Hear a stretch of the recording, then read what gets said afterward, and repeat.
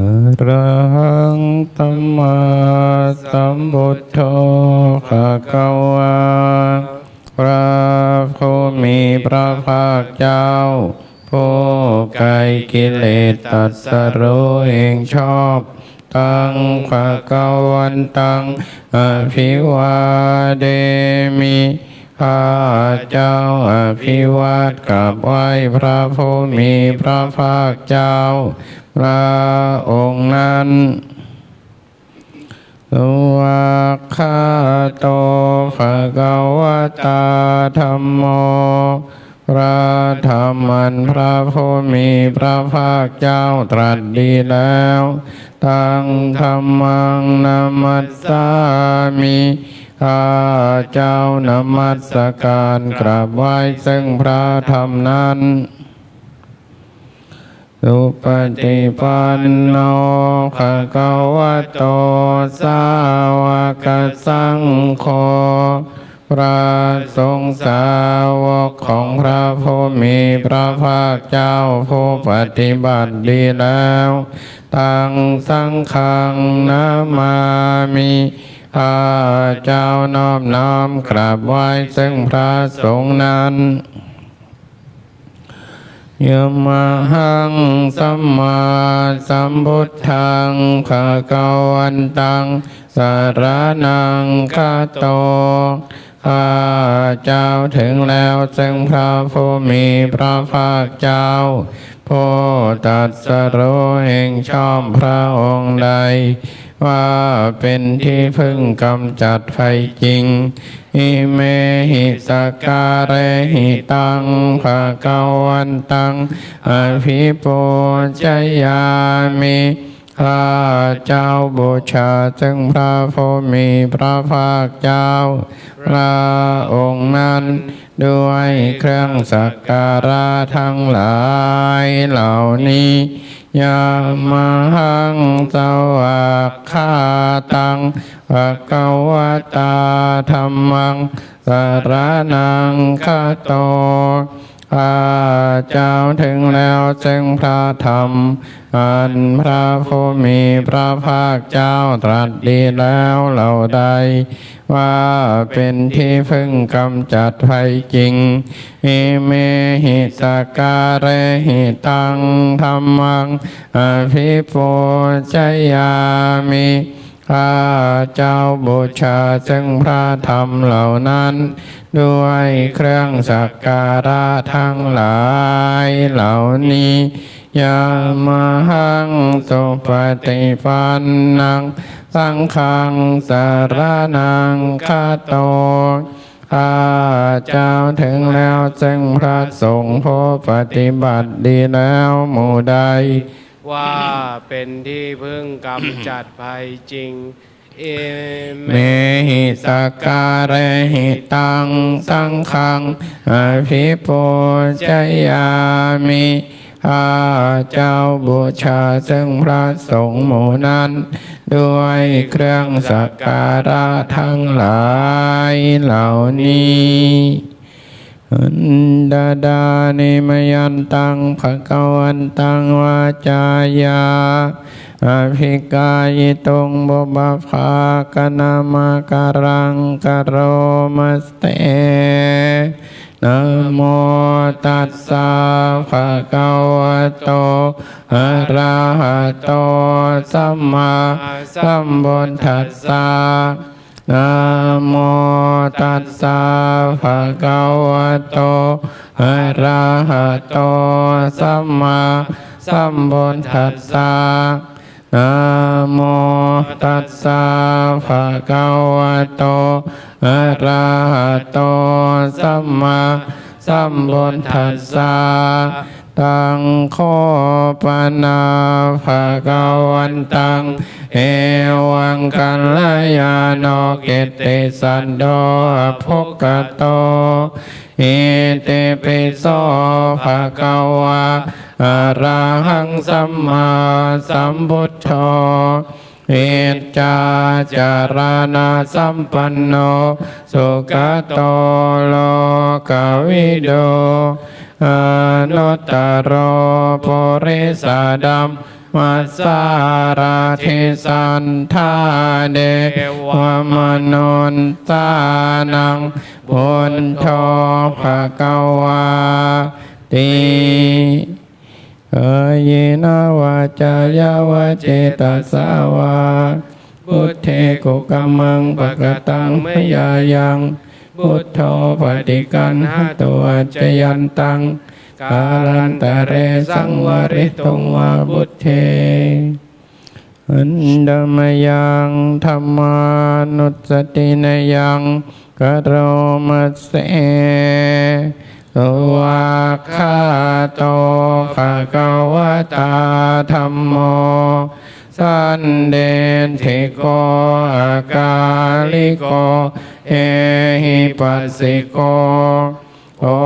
ปะนายิโกปัจจตังเวดิตัมโบอินโยติเยนะวาจายาวาเจตสาวาธัมเมกุกัมมังปะกตังมยายังธัมโมปฏิกันหตัวจยันตังกาลันตะเรสังวริตุงวะธัมเมอันดมยังสังขานุสตินยังกโรมัสเสสุปฏิปันโนภะคะวะโตสาวกสังโฆโอโจปฏิปันโนภะคะวะโตสาวกสังโฆญาญาปฏิปันโนภะคะวะโตสาวกสังโฆตามิจิปฏิปันโนภะคะวะโตสาวกสังโฆญาดิดังจัตตาริปุริสายุกานิอัตถปุริสปุกาลาเอตังภะคะวะโตสาวกสังโฆอาหุนายโยปาหุนายโยนาคินายโยอัญจลิการะนยโยอนุตตรังปุญญเขตังโลกัสสาติเยนะวาจายาวาเจตสาวาสังเคกุกัมมังปะกตังมยายังสังโฆปฏิกันหตัวจยันตังกาลันตะเรสังวริตุงวะสังเคเมสัตตาสดาหุนโตเวราสุขจีวิโนขอให้สัตว์ทั้งหลายอย่าได้มีเวรต่อกันและกันเลยจงเป็นผู้ดำรงชีพอยู่เป็นสุขทุกเมื่อเถิดกาตังปุญญังพลังไมหังสัมเบภากิภวันตุเตขอให้สัตว์ทั้งหลายจงได้เสวยผลบุญที่ข้าพเจ้าได้บำเพ็ญด้วยกายวาจาใจแล้วนั้นเถิด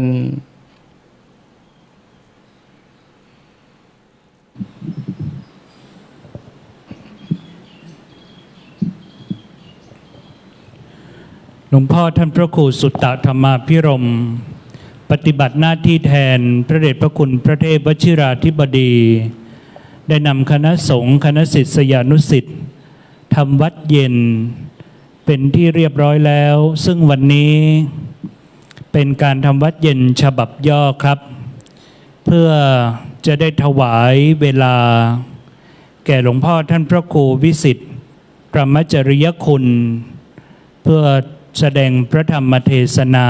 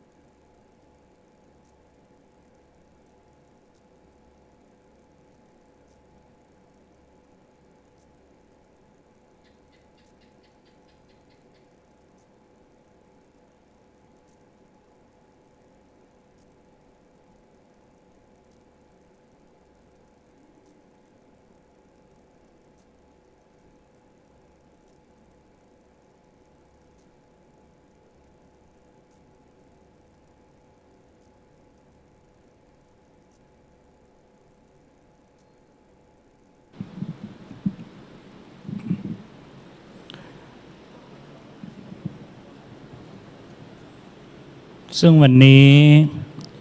วัดป่าวิสุทธิญาณสัมปันโนนำโดยท่านพระครูพุทธิธรรมวัฒน์พระอาจารย์วิทยาชยวุฒโธได้ร่วมถวายปัจจัยเป็นจำนวนเท่า 10,000 บาท เพื่อร่วมในการบำเพ็ญกุศลทักษิณานุปทาน อุทิศถวายบูชาพระเดชพระคุณหลวงปู่พระราชวัชรปฐมคุณครับ ซึ่งอีกสักครู่ท่านหลวงพ่อท่านพระครูวิสิทธิพรหมจริยคุณหลวงพ่อสามดง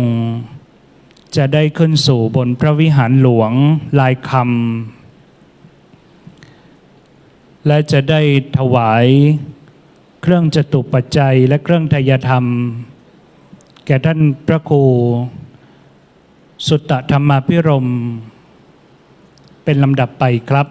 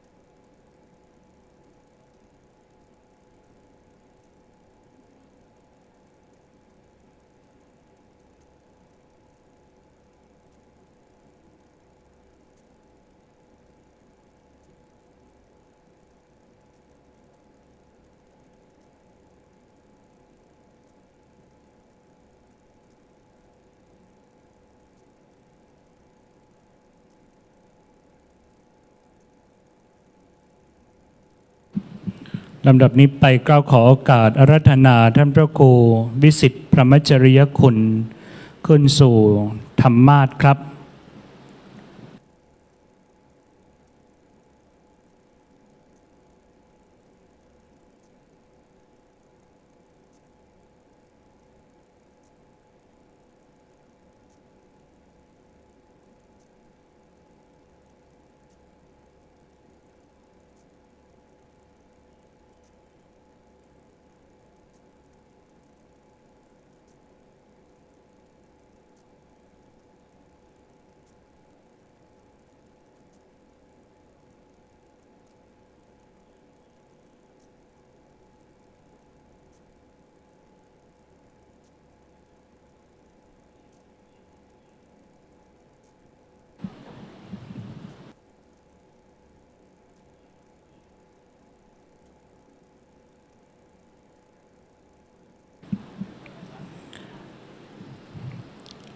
บัดนี้กอบด้วยเวลาอันสมควร ขอเจริญพรเรียนเชิญดร.ทันสกุลทันเป็นประธานจุดธูปเทียนบูชาพระรัตนตรัยครับ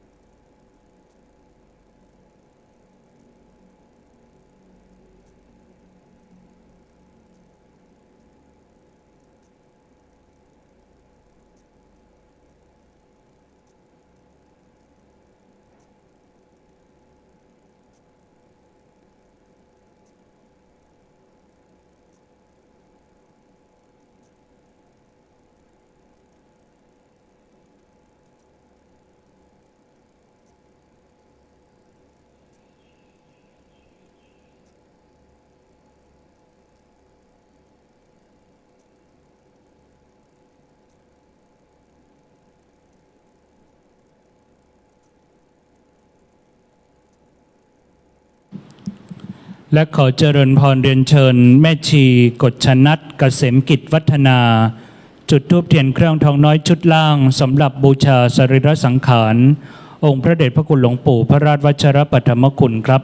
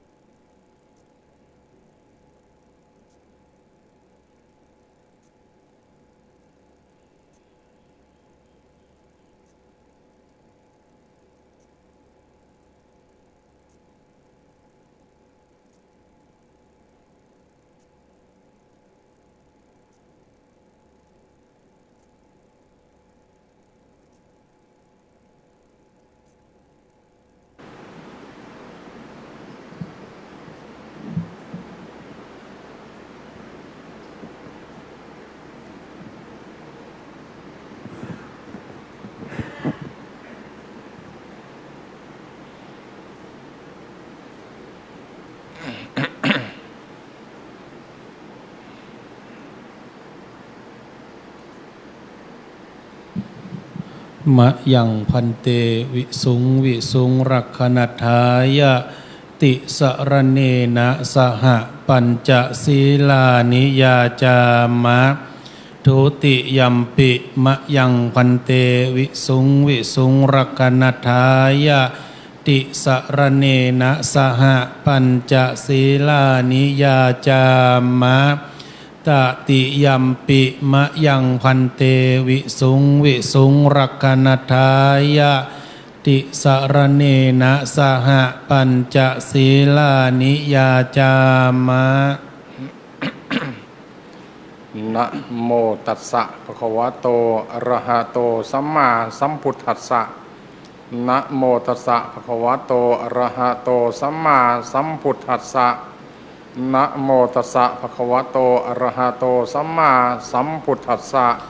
นะโมตัสสะภะคะวะโตอะระหะโตสัมมาสัมพุทธัสสะนะโมตัสสะภะคะวะโตอะระหะโตสัมมาสัมพุทธัสสะ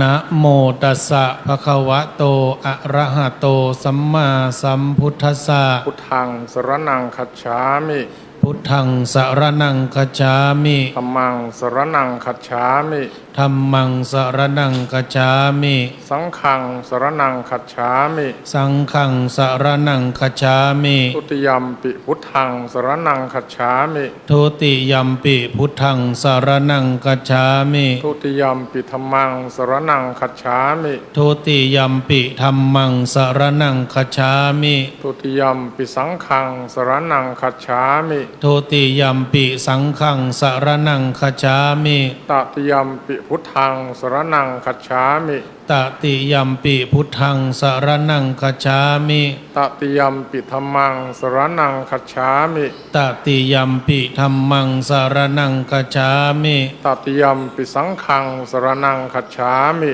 ตติยัมปิสังฆังสรณังคัจฉามิ ติสรณะคัมมนังนิธิตัง อามะพันเต ปานาติปาตาเวรมณีสิกขาปะทังสมาธิยามิ ปานาติปาตาเวรมณีสิกขาปะทังสมาธิยามิ อทินนาทานาเวรมณีสิกขาปะทังสมาธิยามิ อทินนาทานาเวรมณีสิกขาปะทังสมาธิยามิ กาเมสุมิจฉาจาราเวรมณีสิกขาปะทังสมาธิยามิ กาเมสุมิชฌาจาราเวรมณีสิกขาปะทังสมาธิยามิ มุสาวาทาเวรมณีสิกขาปะทังสมาธิยามิ มุสาวาทาเวรมณีสิกขาปะทังสมาธิยามิ สุราเมรยะมัชฌะปมาทัฏฐานาเวรมณีสิกขาปะทังสมาธิยามิ สุราเมรยมัชฌะปมาทฐานาเวรมณีสิกขาปะทังสมาธิยามิ อิมานิปัญจสิกขาปทานิสีเลนะสุขติงยันติสีเลนะโภคสัมปทาสีเลนะนิพุติงยันติตัสมาสีลังวิโสทะเย สาธุ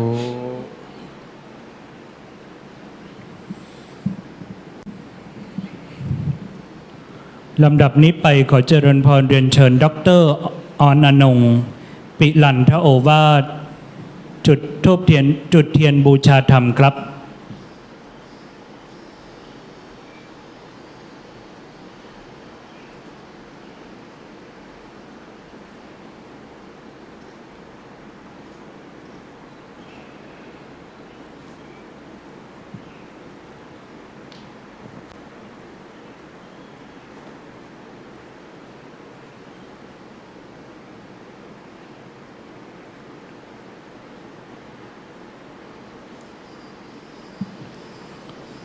และขอเรียนเชิญคุณพ่อสมศักดิ์อยู่สบาย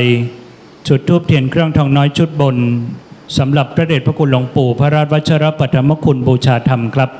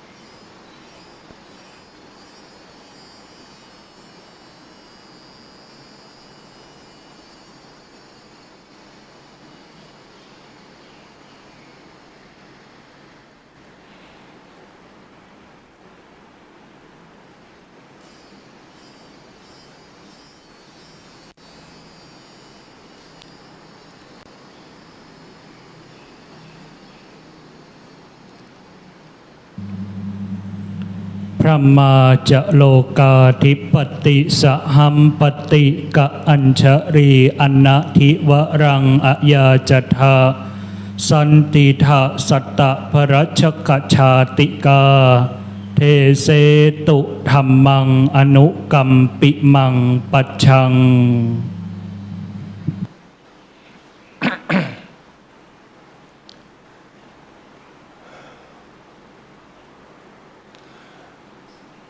วันนี้วันที่ 9 กรกฎาคม พุทธศักราช 2569 ก็พวกเราในกลุ่มที่มาวันนี้ก็เป็นที่ทราบกันดี ว่ามาร่วมในการปรงธรรมสังเวชคำว่าสังเวนิยสถานที่ชมพูทวีปสถานที่ประสูติตรัสรู้และปรินิพพานอันนั้นก็เป็นเรื่องข้างนอกนั่นแหละสถานที่เน้นน่าสลดสังเวชก็คือความประมาท ความประมาททำให้เพลิดเพลินมัวเมา อันนี้ก็น่าสลดสังเวชเพราะเราถึงว่าพระองค์ท่านถึงว่าน้อมนำดำรัสคำธรรมะที่โดยมากที่พระองค์ท่านตรัสเมื่อครั้งพระองค์ยังทรงพระชนอยู่ก็คืออย่าประมาทสังขารทั้งหลายไม่เที่ยงขยะวยธรรมาสังขาราอปมาเดนะสัมปะเดทะขอให้ท่านทั้งหลายคือทั้งหมดทั้งการทุกยุคทุกสมัยจงยังประโยชน์ตนและประโยชน์ท่านให้ถึงพร้อมด้วยความไม่ประมาทเถิดเห็นไหมนี่พวกเราไม่ประมาทในวัยในเพศในความเป็นอยู่สุขสบายแค่ไหนก็ตามตกตรกรรมลำบากตกทุกข์ได้ยากอะไรก็เป็นเหตุให้ย้อนนึกถึงคำว่ามีที่ไปที่มาคือเหตุและปัจจัย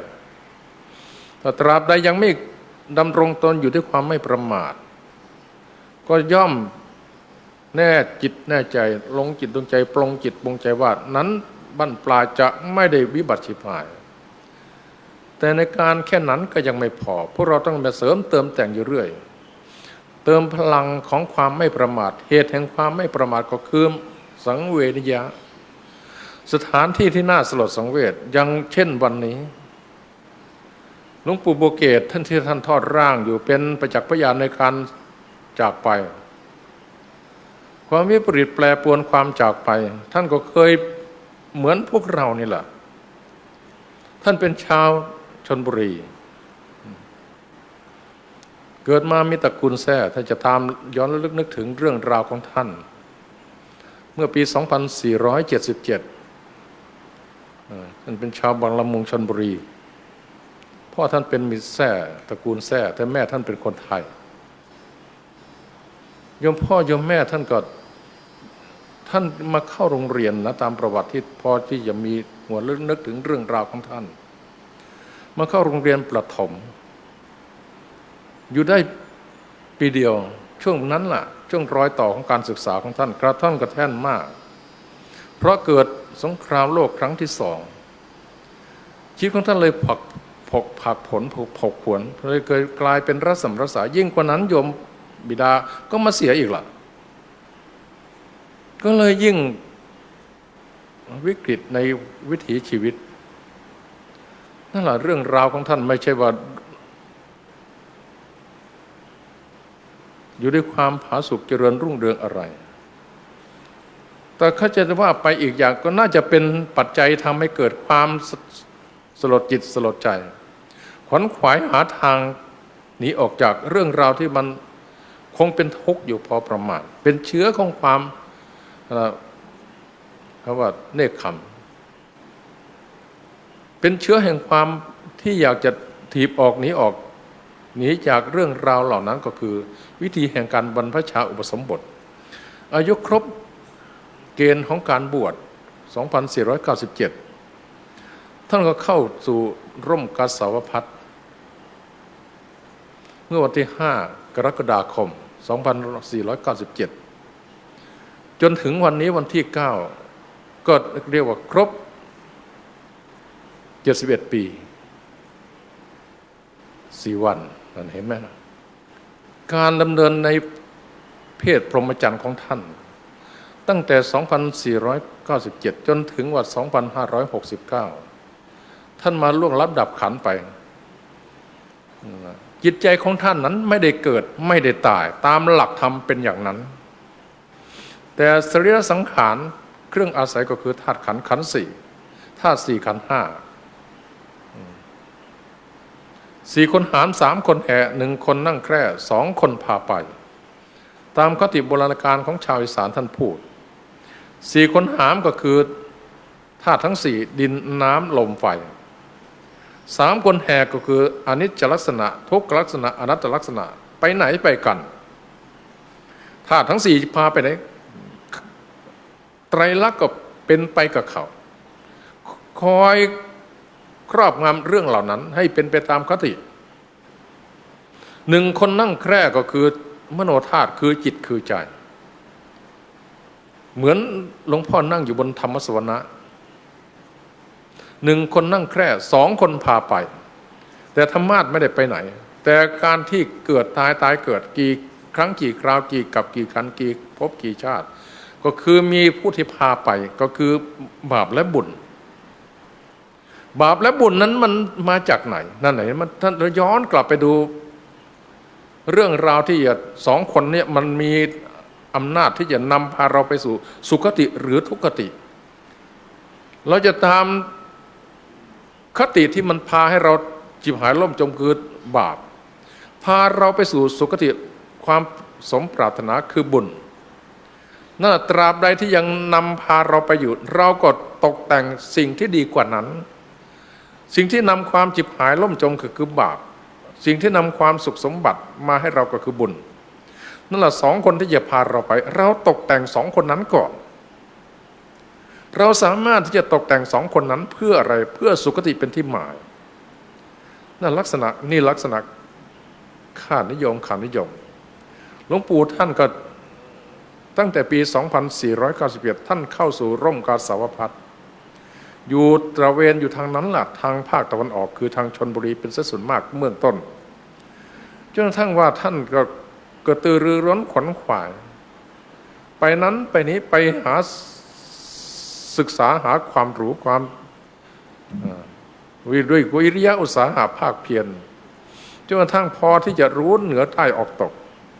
พอเข้ากรุงเทพบ้างขึ้นมาทางอีสานบ้างขึ้นมาทางเหนือบ้างไปประสบพบเห็นครูบาอาจารย์หลวงปู่เทศบ้างหลวงปู่ฟั่นบ้างนั่นแหละท่านขวนขวายกระตือรือร้น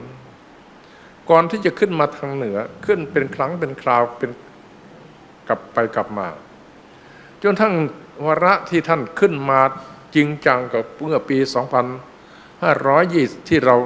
เล่ากับตะกี้นี้ 2526-27 ท่านจำพรรษาอยู่ที่ปาลันซึ่งมาเกี่ยวข้องกับเราตรงที่ว่าปี 529 เรามาจำพรรษาที่ปาลันซึ่งเป็นวัดเก่าของท่านอาจารย์โบเกตว่าอย่างนั้นนะนั่นแหละรู้จักท่านครั้งแรกรู้จักท่านเมื่อวันที่ 3 กุมภาพันธ์ 2529 เพราะโยมเขาเล่าให้ฟัง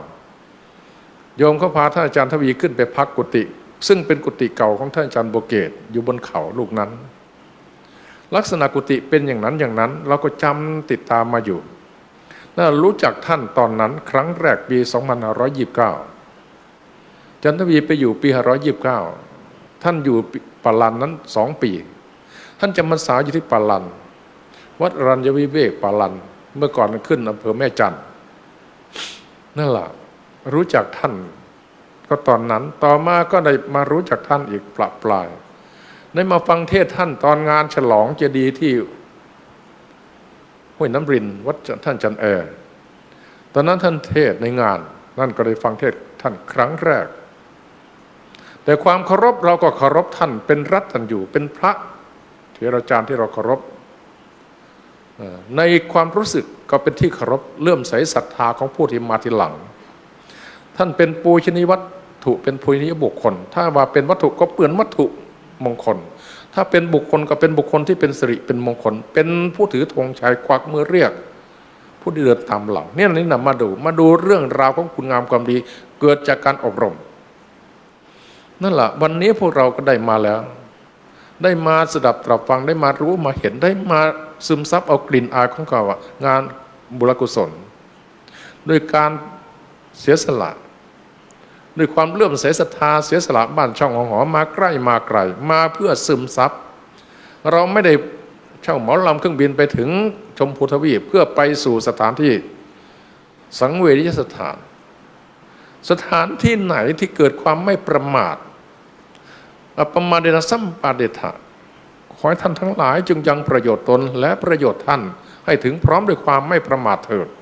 นั่นสมความพระประสงค์ของพระองค์ท่านสมความมุ่งมา่ปรารถนาของพ่อแม่ครูบาอาจารย์ที่สาวกสาวิกาผู้สดับตรับฟังลูกศิษย์ลูกหาเดินตามโอวาทคำสอนท่านย่อมพอใจถ้าสมมติว่าท่านมารับด้วยวิถีอย่างใดอย่างหนึ่งว่าลูกหลานมาด้วยความสำนึกในพระคุณของท่านมาสำเนียกสำนึกในพระคุณที่ท่านเชื่อมโยงมาเหมือนว่าผลัด เหมือนวิ่งผลัดท่านวิ่งผลัดมาตั้งแต่2497ท่านถือร่มธงชัยคือผ้ากาสาวะทำให้พวกเราพระลูกพระหลานหรือฆราวาสญาติโยมมองมาที่องค์ท่านเป็นที่เด่นเป็นสง่าที่สุดท้ายท่านอยู่ที่พังกืดอยู่ในป่าในเขาอยู่ในที่สงบสงัดที่บำเพ็ญสมณธรรมนั่นแหละเรียกว่าที่ทำวิทยานิพนธ์สำหรับท่านอยู่ที่มีป่าเมี่ยงสวนเมี่ยงที่พังกืดลึกเข้าไปข้างในนู่นจนกระทั่งวาระท้ายของบั้นปลายชีวิตจำเป็นต้องเยียวยารักษาพระธาตุขันธ์ท่านอาพาธชราภาพจนถึงทรงมายุได้91-92 ปีไม่ใช่เรื่องเล็กน้อยนั่นแหละคุณอุปการที่ท่านมีต่อพวกเราถึงว่ามาเถอะมาซึมซับเอามาเพื่อรับเอาซึมซับเอาซึ่งเขาว่ากองการกุศลท่านอุทิศร่างท่านนอนลงไปทอดลงไปให้มาดูนี่มาดูความเป็นจริงคือความสิ้นความเสื่อมเกิดขึ้นตั้งอยู่แล้วดับไปเป็นตามพระโอวาทคำสอนของพระยมบรมศาสดาทุกอากัปกิริยาเรื่องราวต่างๆเรื่องธาตุเรื่องขันธ์เรื่องความเป็นจริงจริงจังอยู่อย่างนั้นหมดนั่นแหละลักษณะอย่างนั้นแหละที่พวกเราได้มาแล้ววันนี้อย่าได้สักแต่ว่ามาฟังเทศเพื่อเทศอานิสงส์มาฟังพอเป็นสักแต่ว่าพิธีพอเป็นพละอานิสงส์ว่าใดมาฟังเทศงานสวดพระอภิธรรมอันนั้นเป็นแค่ศาสนพิธีขอให้ยกว่าเป็นศาสนธรรมเพราะชีวิตของเราใครเล่าจะรู้โกนุหาโถจิมานันโดนิจจังปัจจะลิโตสติไฟกำลังไหม้บ้านไฟไหม้บ้านอยู่พวกเราเพลิดเพลินมัวเมายิ้มหัวเราะร่าเริงดูไฟไหม้บ้านมันน่าไหมล่ะนั่นท่านว่าขนาดนั้นก็ขนาดที่ไฟไหม้บ้านมันไม่ได้โหมกระหน่ำทันทีทันใดมันค่อยลุกค่อยลามค่อยไหม้ส่วนบ้างส่วนนี้บ้างเราน่ะกลัวไฟไหม้เราก็เดินออกมาเฉยๆแค่นั้นเหรอเราไม่สู้ไฟกลัวไฟเราจะเดินออกมาแล้วก็มายืนดูไฟหัวเราะร่าเริงว่าไฟไหม้บ้านเรียกคนนั้นมาดูคนนี้มาดูไฟไหม้บ้านน่าดูน่าเพลินอกเพลินใจพออกพอใจในไฟไหม้บ้านแค่นั้นเหรอโกนุหโถจิมานันโดนิจจังปัจฉลิโตสติทรัพย์สมบัติอันยังไม่ไหม้นำออกมาบ้างมันไม่ได้มอดไหม้ทันทีทันใดชาติชราพยาธิมรณะนั่นเหมือนไฟไหม้ไฟชาติไฟชราไฟพยาธิไฟมรณะมันไม่ได้ทันทีทันใดเราเอาขนสมบัติออกจากกองเพลิงกองไฟนั้นด้วยกิริยาการอย่างนี้ล่ะอย่างที่เราไปบำเพ็ญประโยชน์เราใช้ร่างกายที่ยังไม่มอดไหม้มันยังไม่หมดเรามาทำอุปการะคุณแก่จิตแก่ใจเพราะจิตใจนั้นไม่สามารถที่จะไปทำอะไรได้โดยพละการได้อาศัยร่างกายก็โดนมอดไหม้ร่างกายนั้นส่วนต่างๆโดนมอดไหม้ชราพยาธิมรณะยังไม่ถึงวาระที่บั้นปลายของชีวิตก็คือมรณะมรณังก็ใช้ในส่วนที่เหลือเอามาทำคุณประโยชน์ก็คือทำคุณงามความดีด้วยบุญกิริยาวัตถุนั่นแหละว่าทำความดีช่องทางความดีมีเยอะตั้งแต่ทานะจาคะเสียสละทำบุญทำทานอย่างเช่นพวกเรามาทำวันนี้พวกเราหาสมบัติเอาสมบัติออกจากกองเพลิงเอาสมบัติที่พอจะพึงได้พึงมีอยู่ออกจากกองเพลิงมาดับมาจับจ่ายใช้สอยในภายภาคหน้าไม่เช่นจากนั้นจะมาอุทธรอนาทรร้อนใจทีหลังว่าเจ้าของเสียดายตอนนั้นเสียดายตอนนี้นั่นเนี่ยมาอนาทรร้อนใจว่าเจ้าของพลาดพลั้งเผลอเรือเพราะความประมาทนั่นถึงบอกย้ำแล้วย้ำอีกโกนุหโถจิมานันโดทรัพย์สมบัติพอจะมีประโยชน์อยู่ปล่อยให้มอดไหม้ไม่ได้กองเพลิงแค่นั้นเหรอนั่นแหละถึงว่าย้อนกลับมาดูตัวของเราเวลานี้วันนี้ถ้าเราทำตามพระโอวาทของพระองค์เราไม่ถูกตำหนิเราก็สามารถที่จะเข้าเฝ้าพระองค์ท่านเวลาชีวิตดับขันไปก็เข้าเฝ้าพระองค์ท่านได้อย่างเต็มภาคภูมิเพราะพวกเราไม่ได้ประมาทสมดังที่ปฏิญาณตนว่า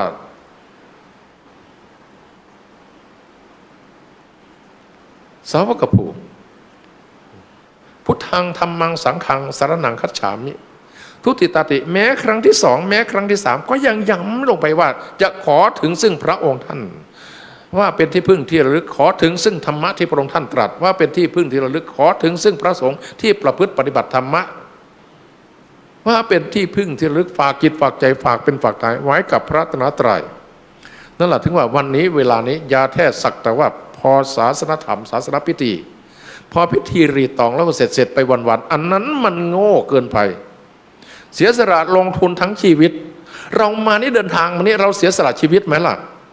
ใครจะไปร่วงรู้เดินทางมากี่คดกี่โค้งทั้งยวดยานพาหนะที่นำพาไปเห็นไหมล่ะคนนั้นเป็นอย่างนั้นคนนี้เป็นนี้ไม่ใช่ชราภาพแล้วถึงจะถึงวาระสุดท้ายอุบัติเหตุเพศภัยทำให้เป็นทำให้ตายเป็นได้ทั้งนั้นแล้วเราก็พร้อมที่จะเสียสละแม้กระทั่งชีวิตทรัพย์สินคารแก้วแหวนเงินทองที่เราไม่ได้เฝ้าไม่ได้รักษาเราก็เป็นอันว่าเสียสละแม้แต่วันนี้เวลานี้ตะกี้นี้ก็ได้ยกถวายเป็นบรรณาการก็เครื่องถวายทั้งผ้าไตรจีวรทั้งปัจจัยทายทานรวมจำเท่านั้นเรียกว่าเป็นกัปปิยพันธ์กัปปิยพันธ์กัปปิยการกเป็นของควรแก่การจับจ่ายใช้สอยในงานการข้างหน้านั่นแหละลักษณะเรียกเรามาขวนขวายหาคำว่าคุณูปการที่มีต่อเราจากนั้นก็พึงพากันตั้งอกตั้งใจสดับตรับฟังธรรมเทศนาสักชั่วครั้งชั่วคราวนะโมตัสสะภะคะวะโตอะระหะโตสัมมาสัมพุทธัสสะนะโมตัสสะภะคะวะโตอะระหะโตสัมมาสัมพุทธัสสะนะโมตัสสะภะคะวะโตอะระหะโตสัมมาสัมพุทธัสสะขอนอบน้อมแด่พระผู้มีพระภาคเจ้าอรหันตสัมมาสัมพุทธเจ้าพระองค์นั้น เอาล่ะนั่งสบายๆกำหนดจิตใจไปด้วยหลวงพ่อมาแสดงธรรมศาสนธรรมพวกเราก็พูดรับโอวาทรับธรรมะอันเป็นธรรมะประเภทที่ว่าเป็นธรรมะของพระพุทธเจ้าทั้งหลายทุกๆพระองค์ตรัสไว้แต่ตกมาถึงยุคพวกเราต้องอาศัยผ่านทางคำว่าพระสงฆ์พระเจ้าพระสงฆ์เป็นผู้ทรงไว้ซึ่งพระธรรมพระพุทธเจ้าเป็นผู้ตรัสรู้ธรรมพระธรรมเป็นธรรมชาติที่พระสงฆ์ทรงไว้พระสงฆ์ก็เป็นสาวกของพระพุทธเจ้านั่นแหละท่านว่าวนกลับไปเป็นถ้าว่าวัตถุนานาห้นตปิวัตถุโตถ้าจะว่าโดยวัตถุก็เป็นสามเรียกว่าพระรัตนตรัยคือไตรรัตน์ว่าพุทธธรรมสงฆ์ถ้าว่าโดยเรื่องความเป็นจริงตามสภาพเป็นจริงแล้วเรียกว่าปรมัตถธรรมเอาถึงแก่นของความเป็นจริงแล้วว่าเป็นหนึ่งเพราะอะไรเพราะพระพุทธเจ้าเป็นผู้ตรัสรู้ธรรมพระธรรมเป็นธรรมชาติที่พระสงฆ์ทรงไว้พระสงฆ์เป็นสาวกของพระพุทธเจ้าเพราะฉะนั้นสรุปได้สตพได้ลงว่าป้าเป็นอันเดียวกันเอกีภูตัมปนัตโตโทธรรมโมสังโฆชาตินานาห้นตัมปิวัตโตอัญญมัญญาวิโยขาวะเอกีภูตัปโตพุทโธธรรมสโพเทธาธรรมาสังคาริโตสังโฆจะสาวกุปุตสะอิจกบัตเวดังวิสุทธังอุตมังเสทังโลกัสมิงรัตนัตยังนั่นโลกทั้งหลายยอมรับนับถือพระรัตนตรัยว่าเป็นพุทธรัตนธรรมรัตนสังฆรัตนะว่าเป็นที่พึ่งฝากจิตฝากใจยอดแห่งการที่พึ่งไม่มีนาถะอันใดจะยิ่งกว่าพระรัตนตรัยต้นไม้ภูเขาเสนาสนะมันก็แค่มุงบังพอให้กันร้อนกันหนาวเกิดจากฤดูกันแดดกันฝนแต่ไม่สามารถที่จะกันนรกกันเกิดการตายไม่สามารถที่จะมาเป็นฉนวนห่อหุ้มร่างกายไม่ให้อยู่รอดปลอดจากภัยทั้งหลายเบียนตภัยทั้งหลายอันไหนจะยิ่งกว่าความเกิดชาติปีทุกขาชาติคือความเกิดก็เป็นทุกข์ชราปีทุกขาชราความแก่ก็เป็นทุกข์มรณะเป็นทุกขังแม้แต่ความตายก็เป็นทุกข์มันไม่ได้มีแค่นั้นโสกาปริเทวทุกขโทมนาสุปายาสะโศกเศร้าพิรำพิไรลำพันธ์โศกอาดุลนั่นแหละเป็นยอดแห่งทุกข์แค่นั้นก็ทุกข์ขนาดนั้นทำอย่างไรจะพ้นไปจากทุกข์ทุกข์นี้มันเป็นอะไรทุกข์เป็นของจริงอันหนึ่งที่ว่าพระองค์ท่านตรัสเมื่อแสดงปฐมเทศนาแสดงปฐมเทศนาครั้งแรกเรียกว่าปฐมเทศนาแสดงแก่ปัญจวัคคีย์พระองค์ท่านแสดงแก่ปัญจวัคคีย์แสดงเรื่องอะไร เบื้องต้นถึงว่ายกช่องทางแนวทางของปัญจวัคคีย์เขาชอบอย่างนั้นพระองค์ท่านแน่พระทัยว่าเขาหนีตีจากพระองค์ท่านมาก็เพราะเบื่อพระองค์ท่านที่พระองค์ท่านเสวยพระกยาหารที่เขาอิสิกิริตอนนั้นพระองค์ท่านบำเพ็ญทุกกิริยาเขาชอบปัญจวัคคีย์เขาชอบใกล้แล้วใกล้แล้วกองเชียร์ใกล้แล้วใกล้แล้วคงใกล้จะตรัสรู้แล้วพระองค์ท่านจะนำธรรมะมาสอนพวกเราถึงที่สุดจนสลบสลายถึง3 ครั้ง 2 ครั้ง 2 คราวไม่ตายสลบสลาย2 ครั้ง 3 ครั้งก็ไม่ตายแค่สลบจากนั้นก็แน่พระทัยว่าไม่ใช่ทางเป็นทำความทุกข์ให้เจ้าของเปล่าประโยชน์ก็เลยกลับมาเสวยพระกยาหารตอนนั้นล่ะเขาเบื่อเวลาพระองค์ท่านมาสอนมาตรัสแสดงปฐมเทศนาก็เลยยกขึ้นเรื่องที่เขาชอบเอามาสอนก่อนก็คือแนวทางเวเมพิกเวอันตาปัมปชิเตนานาเสวิตบาโยจายังกาเมสุกามาสุขันลิกานโยโคฮิโนคัมโมโปโทจตัวนาริโยนาทัสสนิโตโยจายาตากิลมัทานโยโคโนโคอนาริโยนาทัสสนิโตเห็นไหมล่ะบอกทาง2 แพร่งที่บรรพชิตไม่ควรส่องเสพก็คือนักเดินทางไม่ควรไป2 ทางนั้นมันไปสู่หุบเหวไปสู่หุบเหวไปสู่ความสิ้นความเสื่อมไม่ไปสู่ทางแห่งความหลุดพ้นทางแห่งความหลุดพ้นมัชฌิมาปฏิปทาเริ่มตั้งแต่สัมมาทิฏฐิถึงสัมมาสมาธินั่นเรียกว่าอริยมรรคอริยมรรคมีแยกเป็น8 เลนทางซุปเปอร์ไฮเวย์8 เลนนั่นละเป็นทางไปสู่มรรคสู่ผลสู่นิพพานสู่ความสิ้นความเสื่อมสู่ความดับสนิทนิโรธะดับสนิทไม่มีเชื้อสิ้นเชื้อก็คือนิโรธะแต่ทำไมจะถึงนิโรธะก็นิโรธคามีปฏิปทานั่นแหละเรียกว่าวนกลับมาหาเรียกว่ามรรคมีองค์8ก็คือเรื่องนั้นนั่นแหละพระองค์ท่านแสดงปฐมเทศนาก่อนที่จะประกาศอริยสัจธรรมทั้ง4บอกช่องทางบอกแนวทางบอกเรื่องราวที่ว่ามันเป็นมาเพราะอะไรเพราะโลภเพราะโกรธเพราะหลงราคะคิโทสะคิโมหะคินาฟืนไฟ3 กองนี้มันเผารมหัวใจสัตว์จากนั้นพระองค์ท่านก็ตรัสเรื่องว่าอริยสัจธรรมทั้ง4แบ่งออกเป็น2 ส่วนหนึ่งผูกมัดส่วนหนึ่งแก้ไขถอดถอนส่วนผูกมัดก็คือผลของความผูกมัดผลของความนี่ก็คือทุกขสมุทัยทุกเป็นของจริงอันประเสริฐทำไมว่ามันประเสริฐทุกนะมันประเสริฐเพราะมันไม่เป็นอื่นทุกคนเป็นเหมือนกันหมดก็คือความเป็นอย่างนั้นถ้าจะเอาภาษาเข้าไปใส่ก็คือความทุกข์มันก็ไม่ถึงจิตถึงใจมันเป็นอย่างนั้นตถาคตเป็นอย่างนั้นนั่นเองมันเป็นไม่เป็นอื่นคือเหมือนกันหมดทั้ง3 โลกธาตุเวลานี้คนทั่วโลกใน7,000 กว่าล้านคนเป็นอย่างนั้นก็คือเคลื่อนไปตลอดเวลามันเคลื่อนตลอดเวลาเหมือนแม่น้ำปิงไหลผ่านต่อหม้อสะพานที่สะพานนวรัตน์ไปยืนดูสิไปยืนดูที่สะพานนวรัตน์น้ำไหลเอื่อยผ่านต่อหม้อสะพานนั้นผ่านเสาสะพานนั้น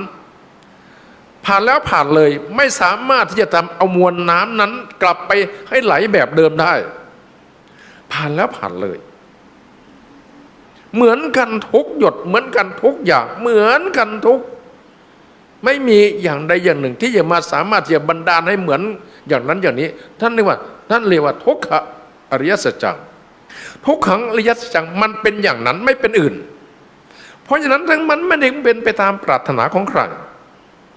มันไม่สามารถจะเป็นไปตามปรารถนาของใครอย่างเราในปรารถนาความสุขปรารถนาให้น้ำมันหยุดแค่นั้น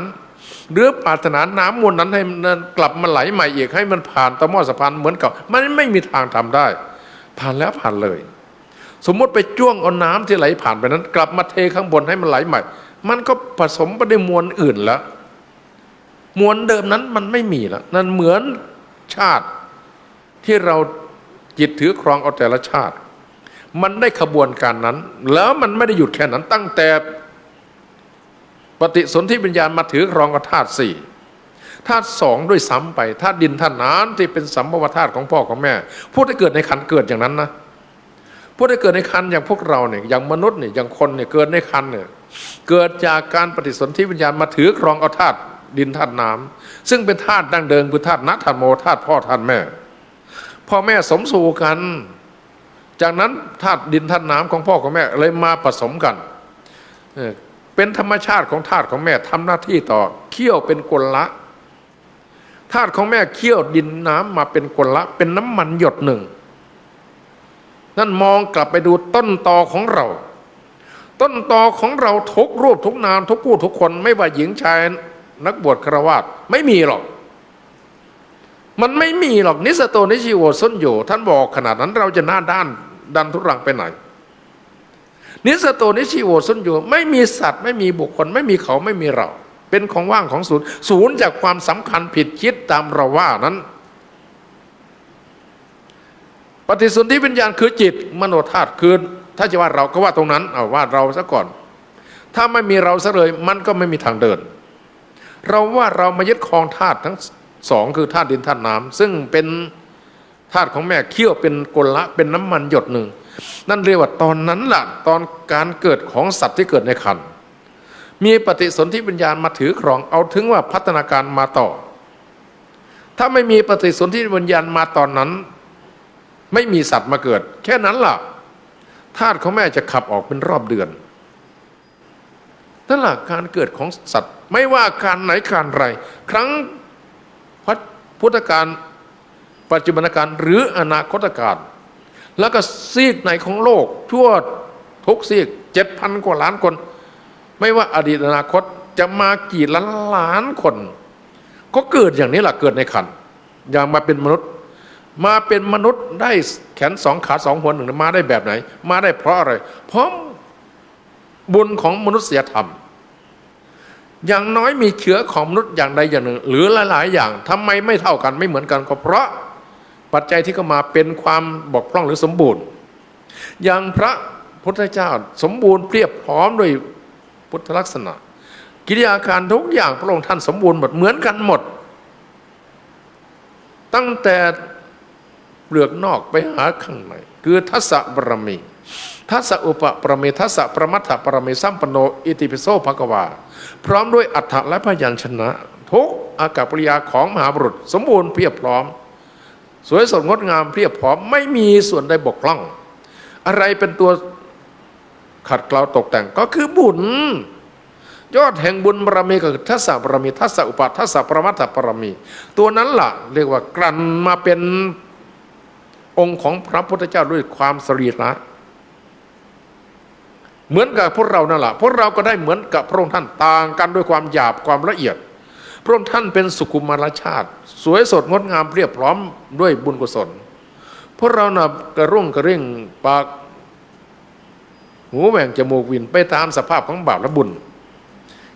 แขนกุดแขนด้วนพิกลพิการเพิ่มขาดเป็นสารพัดแต่ก็เป็นองค์ประกอบพอที่จะเป็นคนมีชีวิตอยู่ได้นั่นแหละองค์ประกอบพระบุญกุศลนะถึงได้ว่ามนุษยธรรมแต่ดูเถอะตั้งแต่เกิดมาจนป่านนี้ไม่เคยหยุดมันเคลื่อนตลอดนั่นแหละทุกข์คือความไม่หยุดนิ่งทุกข์จริงๆในอริยสัจเนี่ยไม่ใช่ทุกขเวทนานะพวกเราน่ะหลงประเด็นว่าทุกขเวทนาทุกข์เพราะความเจ็บปวดรวดร้าวส่วนนั้นส่วนอันนี้เป็นแค่ไตรลักษณ์ทุกข์เป็นแค่ส่วนของไตรลักษณ์ไม่ใช่อริยสัจจะคือทุกขังอริยสัจจังทุกข์ที่ประเสริฐกว่าทุกข์ของไตรลักษณ์ก็คือทุกข์ของอริยสัจเหมือนกันหมดทั้งโลกไม่ว่าโลกนี้โลกหน้าโลกไหน7,000 ล้านคนเวลานี้เหมือนกันหมดก็คือความเคลื่อนมันไม่ทรงตัวอยู่ได้มันไม่สามารถจะทรงตัวอยู่ได้เหมือนน้ำแม่ปิงไหลนั่นแหละกว่าจะถึงทะเลมหาสมุทรมันสับเปลี่ยนหมุนเวียนกันคละเคล้ากันไปอันนั้นบ้างอันนี้บ้างส่วนต่างๆนั้นมันไม่มีชีวิตจิตใจเหมือนที่เราได้อาศัยร่างกายของสัตว์บ้างร่างกายของอินทร์พรหมยมยักษ์ร่างกายของมนุษย์ของเศษของเปรตของผีทุกอย่างเราเคยเป็นมาหมดเหมือนน้ำแม่ปิงน้ำกว่าจะถึงทะเลมหาสมุทรปากอ่าวมันคละเคล้ากันบูดสับสมนั่นส่วนนี้บ้างนั่นแหละเรียกว่าทุกข์คืออย่างนั้นอเนจอนาถไหมล่ะเราน่ะ อเนกอนาถเหมือนร่องรอยเหมือนน้ำกว่าจะถึงมหาสมุทรมหาสมุทรเป็นไงครับเนี่ยโดนแผดเผาด้วยวัฏจักรความร้อนระเหิดระเหยขึ้นไปกลายเป็นไอน้ำล่องลอยไปตามปัจจัยผลสุดท้ายก็ไปตกกลายมาเป็นฝนเป็นน้ำไหลกลับไปกลับมานั่นเรียกว่าธาตุน้ำแต่ธาตุแท้ของทุกข์ก็คือความไม่คงที่ความไม่คงที่นั่นแหละคือทุกข์เราน่ะปรารถนาอยากให้มันหยุดอยากไม่ใช่ปรารถนาเป็นความอยากความทะเยอทะยานอยากเป็นเรื่องของกามตัณหาภวตัณหาวิภวตัณหาอยากเกิดแล้วไม่อยากตายอยากเกิดแล้วไม่อยากแก่อยากเกิดแล้วไม่อยากทุกข์ดุขังนัตถิอชาตัสสะความทุกข์มาจากความเกิดผู้ไม่เกิดเท่านั้นที่จะไม่ทุกข์เห็นไหมล่ะตรงไปตรงมาประกาศเปลี่ยงหยุดครั้งพุทธกาลถึงปัจจุบันกาลแล้วมันหมดคุณภาพตรงไหนพระธรรมคำสอนพระโอวาทที่พระองค์ท่านตรัสครั้งพุทธกาลถึงปัจจุบันกาลนี้เวลานี้มันบกพร่องส่วนไหนพอที่จะเชื่อถือไม่ได้เราอยู่ดีมีสุขไม่ทุกข์หรอกมันไม่เกี่ยวกันคือเราไม่สามารถที่จะยับยั้งความแปรเปลี่ยนของมันได้เราไม่สามารถที่จะต้านทานยับยั้งความแปรเปลี่ยนของมันเราอยากอยู่ในวัยนั้นน่ะเต้นสามวาออกสามศอกออกสามวานั่นน่ะความคึกขนองของเด็ก8 ขวบ 9 ขวบมันสะดวกสบายไม่ต้องรับภาระอะไรไม่ต้องคิดต้องปรุงฟุ้งซ่านปรุงแต่งเรื่องอะไรพ่อแม่พี่น้องเพื่อนฝูงญาติเขาทำให้แทนหมดนั้นอยากจะเป็นอย่างนั้นตลอดไปแม้ในความอยากไม่อยากโตหรอกรับภาระไม่อยากแก่ไม่อยากเจ็บไม่อยากตายแต่มันอยากไม่อยากมีความเป็นใหญ่ได้ที่ไหนเหตุและปัจจัยนั้นมันพาเป็นไปเหมือนน้ำไหลในแม่น้ำลงทะเลมหาสมุทรอันนี้มหาสมุทรห่วงน้ำย่อมยังสมุทรสาครให้เต็มเปี่ยมได้ฉันใดท่านกล่าวอุปมาอุปไมยสัตว์โลกทั้งหลายเกิดแก่เจ็บตายทำให้โลกหล่นโลกอยู่เวลานี้อยากจะว่าอย่างนั้นพวกที่ทะเยอทะยานอยากทำให้มันหล่นโลกอยู่เวลานี้คือพวกทะเยอทะยาน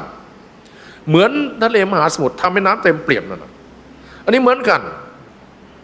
เราไม่อยากว่าเรื่องบุญเรื่องกุศลอยากว่าหล่นโลกเวลานี้เพราะหน้าด้านสัตว์หน้าด้านผู้หน้าด้านอย่างพวกเราเนี่ย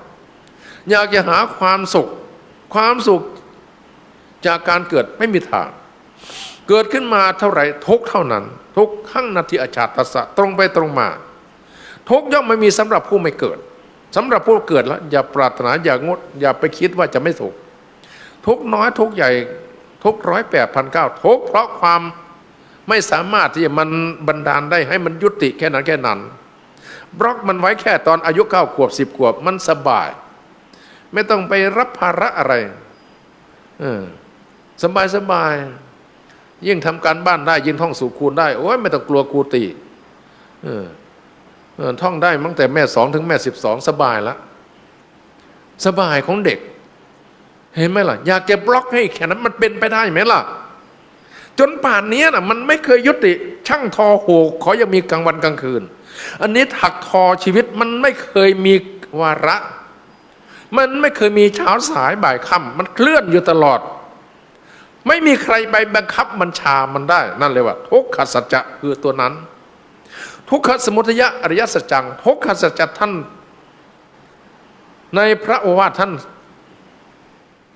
กิจที่ควรกระทำอย่างไร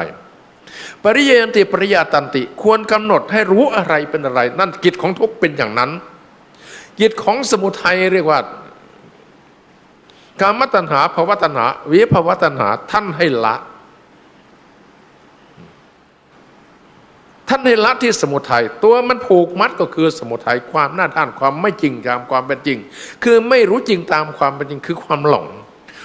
งไม่ใช่ความโง่นะความหลงเป็นความฉลาดชนิดหนึ่งแต่เป็นความฉลาดผูกมัดเราขึ้นมาบนศาลาหลังเนี้ยมาถึงก็มามัดคอเจ้าของติดต้นเสาปฏิสนธิวิญญาณมาถือธาตุดินธาตุน้ำมาว่าเป็นอันเดียวกันตั้งแต่ต้นพออันนี้ชราค่ำคร่าแปรเปลี่ยนมาก็ทุกมาเหมือนว่าเรามามัดคอติดกับต้นเสาหลังคาทับอยู่บนต้นเสา คือแปรทับอยู่บนต้นเสาก็หาว่าต้นเสานี่หนักคนนั้นมาทำคนนี้มาทำก็เลยเป็นภาระต้องแบกต้องหามเลยเป็นภาระเพราะสำคัญผิดคิดว่าเจ้าของเป็นอันหนึ่งอันเดียวกันกับต้นเสาอันนี้ปฏิสนธิวิญญาณมาถือครองกับธาตุดินธาตุน้ำกลายว่าเป็นเจ้าของเป็นคนธรรมะท่านบอกว่านิสโตนิชีวไม่ใช่สัตว์ไม่ใช่บุคคลไม่ใช่ชีวชีวิตดอกเป็นธรรมชาติหนึ่งเป็นธรรมชาติที่แปลเปลี่ยนทุกขณะมันไม่ได้หยุดนิ่งด้วยซ้ำน่ารู้จะตายแต่มันไม่รู้จริงความรู้คือความหลงนั้นอ่ะมันไม่รู้จริงตามความจริงท่านเลยว่าเป็นโมหะจิตครอบงำใจเราเรียกว่าความหลงชื่อของมันคือสมุทัยก็เป็นของจริงอันประเสริฐทำไมว่าประเสริฐมันผูกมัดเรานั่นแหละประเสริฐตรงนั้นมันไม่เลือกเช้าสายบ่ายค่ำมันไม่ได้ดูนามสกุลมันไม่ได้ดูเพศวัยเฮ้ยไม่ได้สนใจพระเหลืองไม่ได้สนใจหัวโล้นนะกิเลสนั่นนะพอเธอเจอพระเหลืองถอยกรูดเลยมีไหมล่ะกิเลสตัวไหนแค่เพศมันพระชิตเพศสำนักเพศนี่เป็นเพศที่ว่าประกาศตนว่าเป็นผู้ขอเป็นผู้แพ้โลกเป็นผู้ขอลอดช่องทางนี้ไปก่อนอย่ามาเอาธุระกับเราเลยนั่นเลยว่าทางกฎหมายท่านว่ายกไว้ยกเว้นเรื่องนั้นยกเว้นเพราะบรรพชิตเพศท่านเป็นผู้เสียสละนั่นแหละเป็นแปลได้หลายนัยยะหนึ่งก็คือแปลว่าผู้ขอภิกษุแปลว่าผู้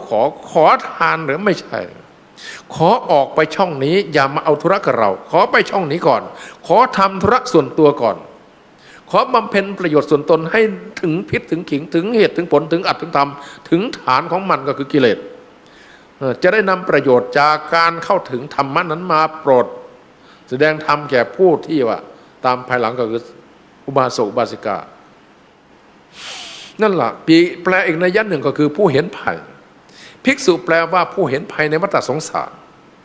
ผู้เห็นภัยในวัฏสงสารคือความเกิดแก่เจ็บตายท่านไม่สู้ท่านถอยท่านเป็นผู้แพ้ต่อโลกท่านจึงขอมาบำเพ็ญสมณธรรมด้วยการเข้ามาสู่คำว่าช่องทางเลยว่าจตุตกรรมวาจาทุกวันนี้เข้าช่องทางนั้นเมื่อครั้งพุทธกาลเลยว่าเอหิภิกขุปสัมปทาการบวชของพระครั้งพุทธกาลเมื่อพระองค์ท่านยังทรงพระชนอยู่นั้นพระองค์ท่านประทานด้วยพระโอวาทของพระองค์ท่านเองเลยว่าเอหิภิกขุปสัมปทาถัดจากนั้นมาเห็นเป็นภาระยุ่งเหยิงวุ่นวายมากก็เลยมอบความเป็นใหญ่ให้แก่คณะสงฆ์ตกยุคมาถึงพวกเรา 2,000 กว่าปีก็ใช้ประโยชน์ใช้คำว่ายัตติจตุตกรรมวาจานั่นเรียกว่าเป็นสมมุติสงฆ์เป็นพระสมมติจากนั้นไม่ใช่ของกรรมบวชเจ้าของอีกครั้งหนึ่งบวชเจ้าของด้วยธรรมวินัยธรรมวินัยตามสิ่งที่เรามุ่งมา่ปรารถนานั่นเลยว่าแปลว่าผู้เห็นภั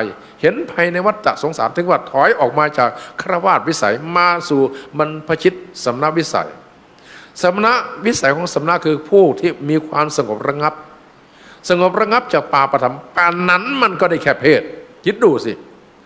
กิเลสมันไม่ได้กลัวผ้าเหลืองขนโล้นเนี่ยมีดโกนมีก็โกนเอาผ้ามีสีมีก็ย้อมเอาฝาดแค่ไหนเอาผ้าสักวะย้อมฝาดผ้าน้ำย้อมฝาดแค่ไหนเหลืองแค่ไหนมันไม่ได้กลัวผ้าเหลืองผ้าขาวนะกิเลสมันกลัวความเอาจริงเอาจังมุ่งมั่นทุ่มเทด้วยว่าวิริยะอุตสาหะเพียรขันติประมาณแต่โปติติฆ่านั่นนะขันติธรรมเป็นตปะอย่างยิ่งแผดเผากิเลสอันหาอาสวะอากิจจากใจมันไม่สามารถที่จะอยู่ด้วยกันได้เพราะอะไรเพราะมันเป็นประกาศตนว่าเป็นภัยแล้วมันเป็นเครื่องผูกมัดเป็นเครื่องจองจำเป็นเครื่องหลอกมันมาผูกมัดเราติดกับต้นเสาก็แก้สิ่งที่มันผูกมัดพันธนาการนั้นเราเป็นวิถีแห่งความรู้คือจิตมายึดครองธาตุสี่ดินน้ำลมไฟของแม่ทำให้เกิดกระบวนการหนึ่งขึ้นมาแล้วไม่เคยหยุดนิ่งกันเนี่ยมันทำหน้าที่มาเรื่อยยิ่งเจริญวัยมาเท่าไรยิ่งกำเริบตอนนั้นก็ยังแข่งแย่งของพี่ของน้องแย่งตุ๊กตาแย่งของเล่นกันก็ยังพอทนนะโตมาเป็นไงเขานี่อำมหิตโหดเหี้ยมไหมล่ะต้มตุ๋นหลอกลวงเข็นฆ่าสามารถที่จะได้ทุกอย่างเพราะอะไรเพราะเต็มไปด้วยโลภมูลโทสะมูลโมหะมูลเหตุของความชั่วช้าลามกมันผูกมัดเราจนจะหายใจจะตาย ถ้ามันตายได้มันเอาตายนะกิเลสนั่นนะแต่มันไม่ถึงตายเพราะอะไรล่ะเพราะเรื่องราวของมันทำได้แค่นั้น เพราะจิตนี้มันไม่ได้เกิดตั้งแต่ต้นมันถึงวัดมันไม่ตายความตายนั้นเป็นเรื่องอะไรเป็นเรื่องของบัญญัติเรื่องของสมมติคือธาตุทั้งสี่ประชุมกันธาตุทั้งสี่ประชุมกันดินน้ำลมไฟดินน้ำลมดินน้ำผสมกันตอนแรก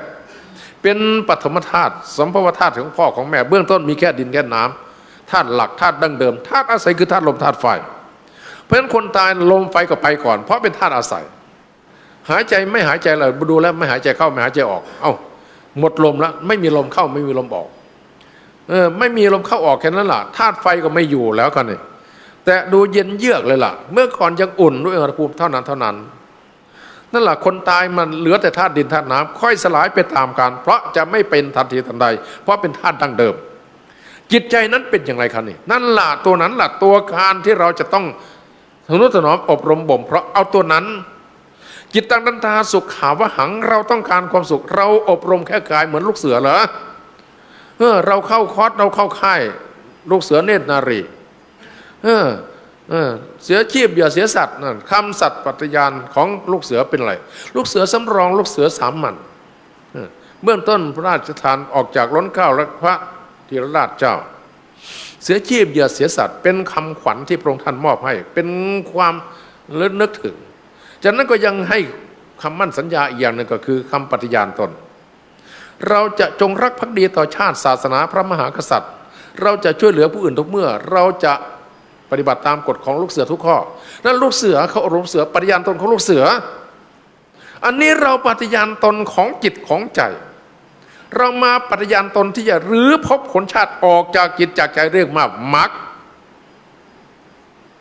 ฟังผูกมัดก็คือฟังสมุทัยผลของสมุทัยคือทุกข์พระองค์ท่านพระประสงค์ของพระองค์ท่านให้กำหนดให้รู้ว่าทุกข์เป็นอย่างไรพวกเราน่ะเป็นอีกอย่างหนึ่งคือทำผิดวิธีอยากจะแก้ทุกข์ไม่อยากให้ทุกข์อยู่กับเราอยากจะแก้ทุกข์อยากให้ทุกข์หมดไปมันไม่ใช่วิธีคือกำหนดให้รู้จิตของทุกข์ก็คือกำหนดให้รู้ว่าอะไรเป็นอะไรทุกข์มันเป็นอย่างไรปริยัติปริยาตันติที่พระองค์ท่านรู้ว่าพระองค์ท่านทำถูกวิธีก็คือเป็นสิ่งที่ควรกำหนดทุกขสมุทัยอริยสัจจังนั้นต่างหากคือควรละถอนอุปทานออกจากเรามีตัวเรามีของเราอุปทานยึดมั่นนั่นแหละเรียกว่าทุกขสมุทัยมีเรามันถึงว่ามีอายตนะขึ้นมามีอินทรีย์ขึ้นมา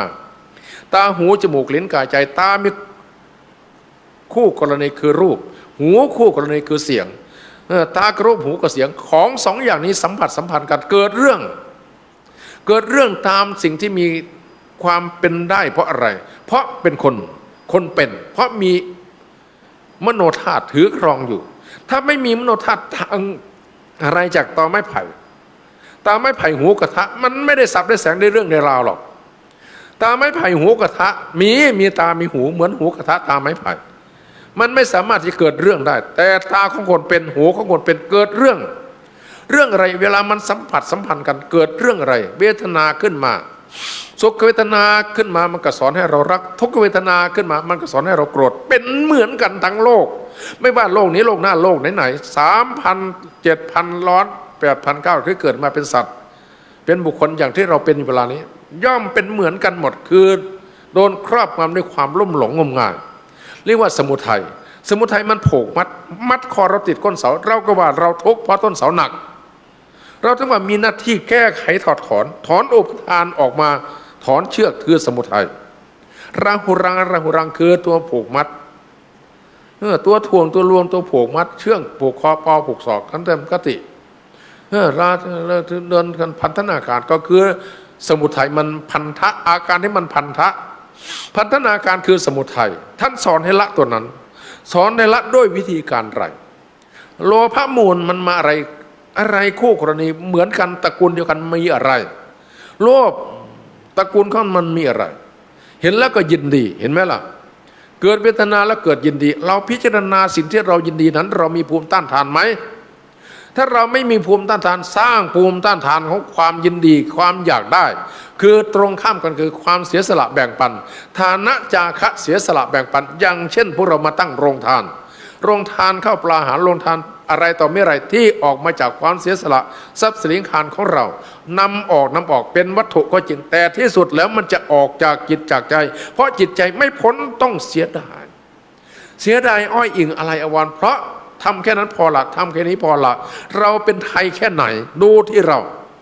ถ้าเราเก่งกล้าสามารถเราจะเป็นอิสระเราจะเป็นไทยสามารถที่จะใช้ทรัพย์สมบัติของเจ้าของได้จำนวนมากไม่เหมือนสัพพัญญูถ้าสัพพัญญูแล้วพระองค์ท่านใช้ได้หมดพระโพธิสัตว์เรียกว่าใช้เกือบหมดพระพุทธเจ้าใช้ได้หมดคือไม่มีตัวตนหมดแล้วซึ่งตัวตนแต่พระโพธิสัตว์พระบรมโพธิสัตว์ยังมีตัวตนอยู่ยังใช้ไม่ได้หมดปันนั้นก็เลิศเลอเหนือคนทั้งหลายเรียกว่ามหาบริจาคทานน่ะถึงฐานของพระบรมโพธิสมภารที่จะเกิดขึ้นรองรับโพธิญาณพุทธภูมิได้จากการเสียสละประมาณนั้นเรียกว่าสอบผ่านพวกเราน่ะมันติดลบมีแต่ห่วงอันนั้นก็ของกูอันนั้นก็ของกูเวลาจะทำทานยึกยักยังเกิดว่าเป็นของคนอื่นคิดดูดีๆนะมันให้เราแค่ไหนเราได้ทำแค่นั้นเพราะมันห่วงเสียดายอะไรอาวรณ์นั่นแหละเห็นไหมล่ะของจริง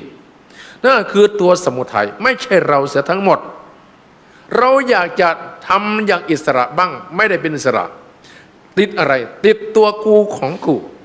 คำว่ากิเลสตัณหาอาสวะอย่าว่าใครอย่าว่าไกลเราตัวเรานั่นแหละ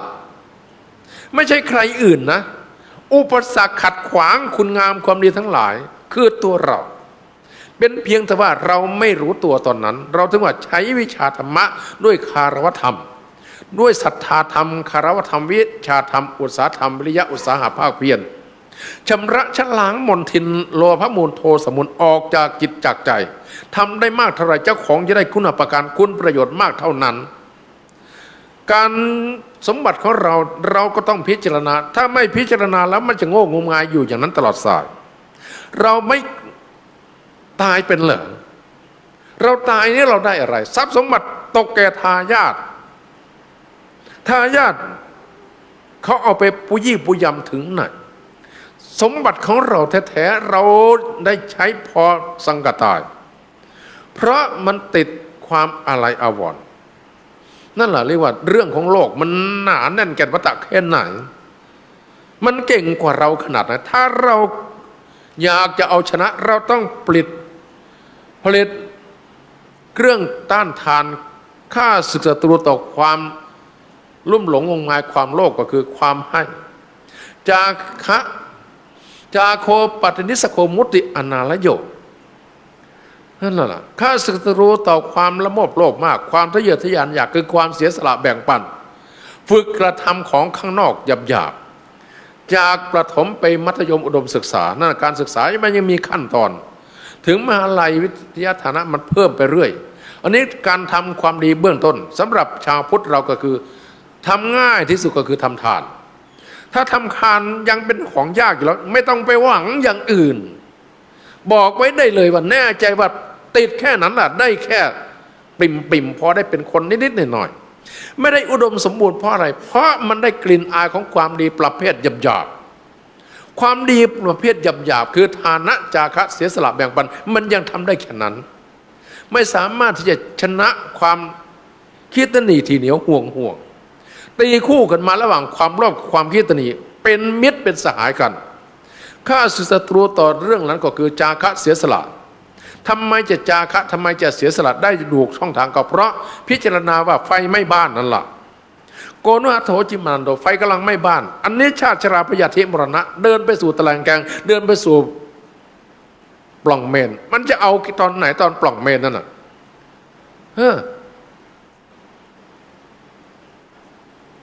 อุทิศส่วนบุญให้อันนั้นไม่อันนี้ให้ปรัตตุประชีวีเปรตคิดดูสิช่องทางของสมบัติผู้ที่ไปสู่สัมปรายภพแล้วสมบัติเกลื่อนคลังของเจ้าของก็ตามหมดสิทธิ์ตกแก่ทายาทเขาทำบุญอุทิศตามคติแล้วเป็นไงล่ะ ช่องทางภพภูมิของการเกิด31ภพภูมิ31ช่องทางหยาบๆภพภูมิย่อยเขาไปอีกเท่าไหร่มีเปรตจำพวกหนึ่งท่านว่าพระทัตโตประชีวีเปรตมี12จำพวกเดียวนั้นสามารถที่จะมารับส่วนบุญส่วนกุศลจากผู้ที่เป็นลูกหลานญาติมิตรเพื่อนฝูงอุทิศส่วนบุญส่วนกุศลไปให้ไปรษณีย์เขาแทบจะว่าไม่จำเป็นต้องไปส่งเพราะโอกาสยากเย็นแสนเข็ญแต่ก็ได้ทำเพราะเป็นช่องทางสุดท้ายเพราะความอาลัยอาวรณ์รักของผู้ที่อยู่เบื้องหลังเป็นคติความนิยมแต่ก็ไม่สามารถที่จะแน่จิตแน่ใจพระองค์ท่านถึงว่าอย่าประมาทถ้าประมาทแล้วจะมีโอกาสที่จะมาเมื่อไรจะได้น้ำพึ่งหยดนั้นการเกิดไม่รู้จะไปเกิดช่องไหนเขาทำบุญอุทิศไปให้ก็จริงอยู่ทำแต่ผู้ที่จะมารับนั้นคู่กรณีก็คือผู้มารับไปสู่ช่องทางของไม่เหมาะสมที่จะมารับเหมือนเราส่งพัสดุไปรษณีย์ไปสู่บ้านปลายทางที่อยู่เลอะเลือนไม่มีผู้มารับเขาก็ตีกลับไปสู่ผู้ส่งไม่สมบูรณ์องค์ประกอบของไม่ได้เรื่องคือว่าทำอย่างไรเราจะได้สมบัติมหาสมบัติทำเอา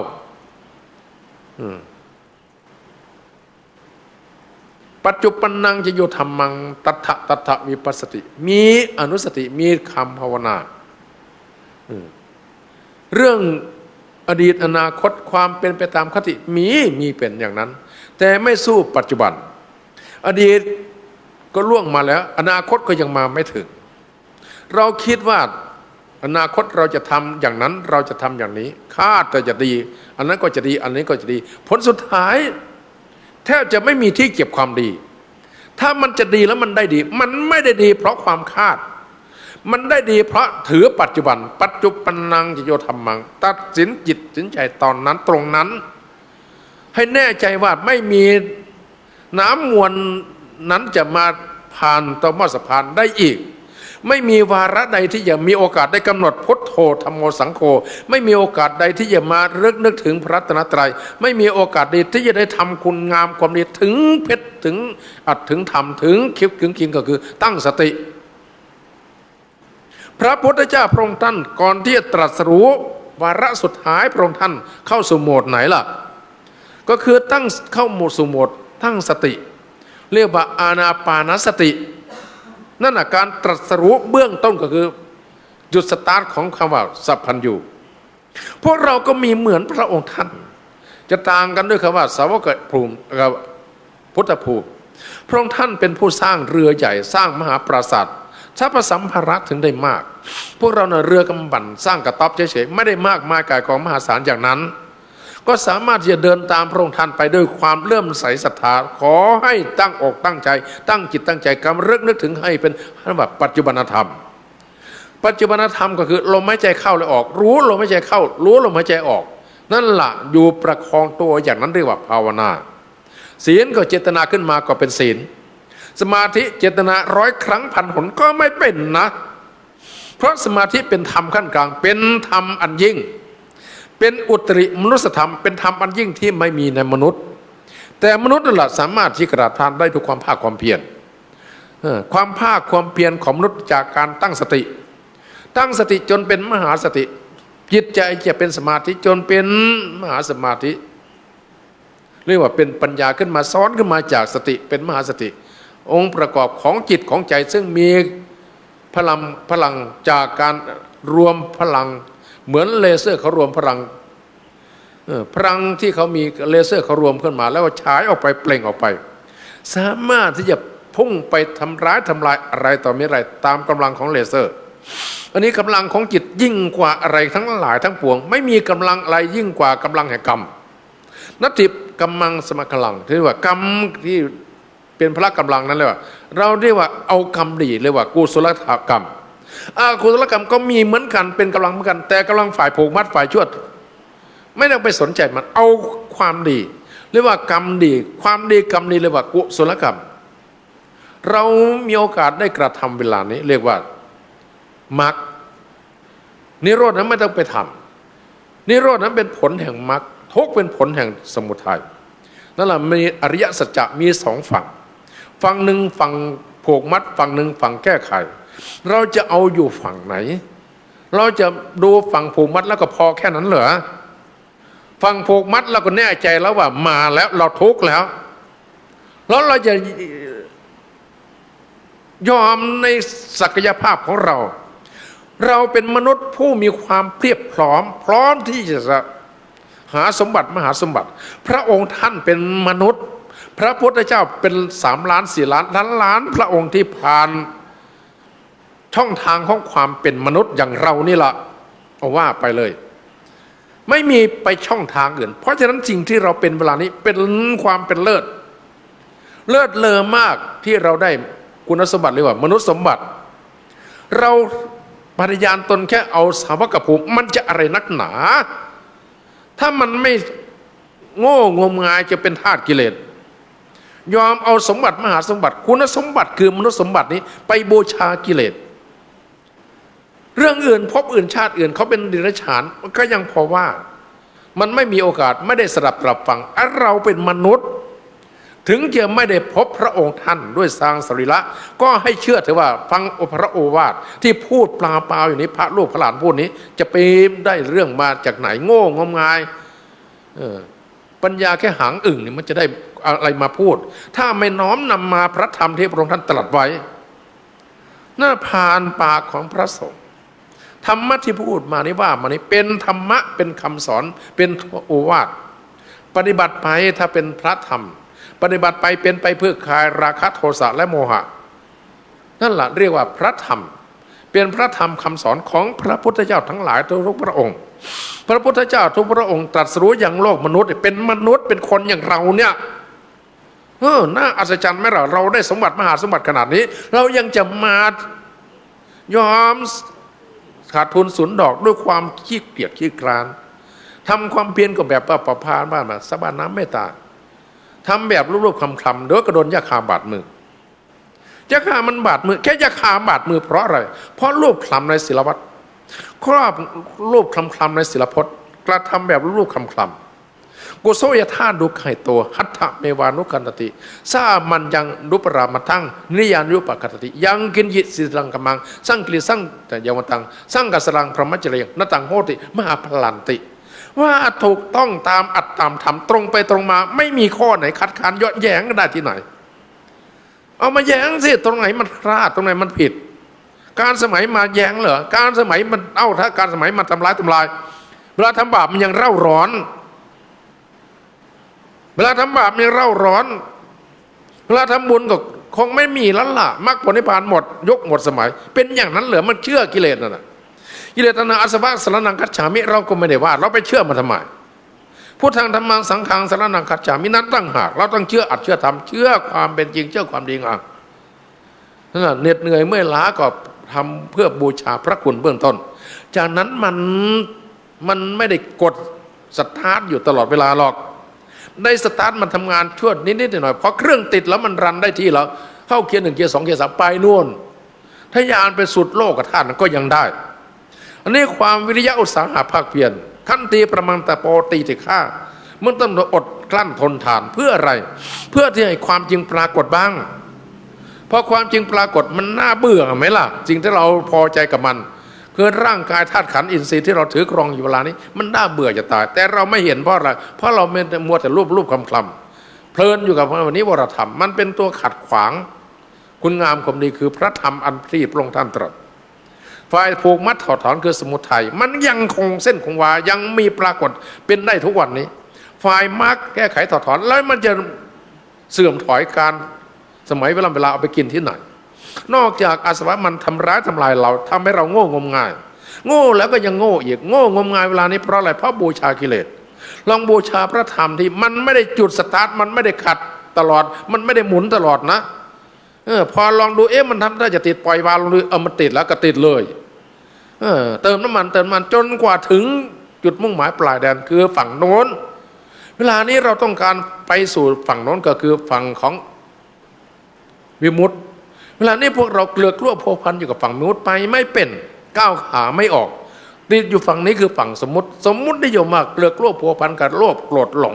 โง่งมงายว่าจะของทุกพลภาพหมดสภาพค่อยเป็นไปอย่างนี้ล่ะ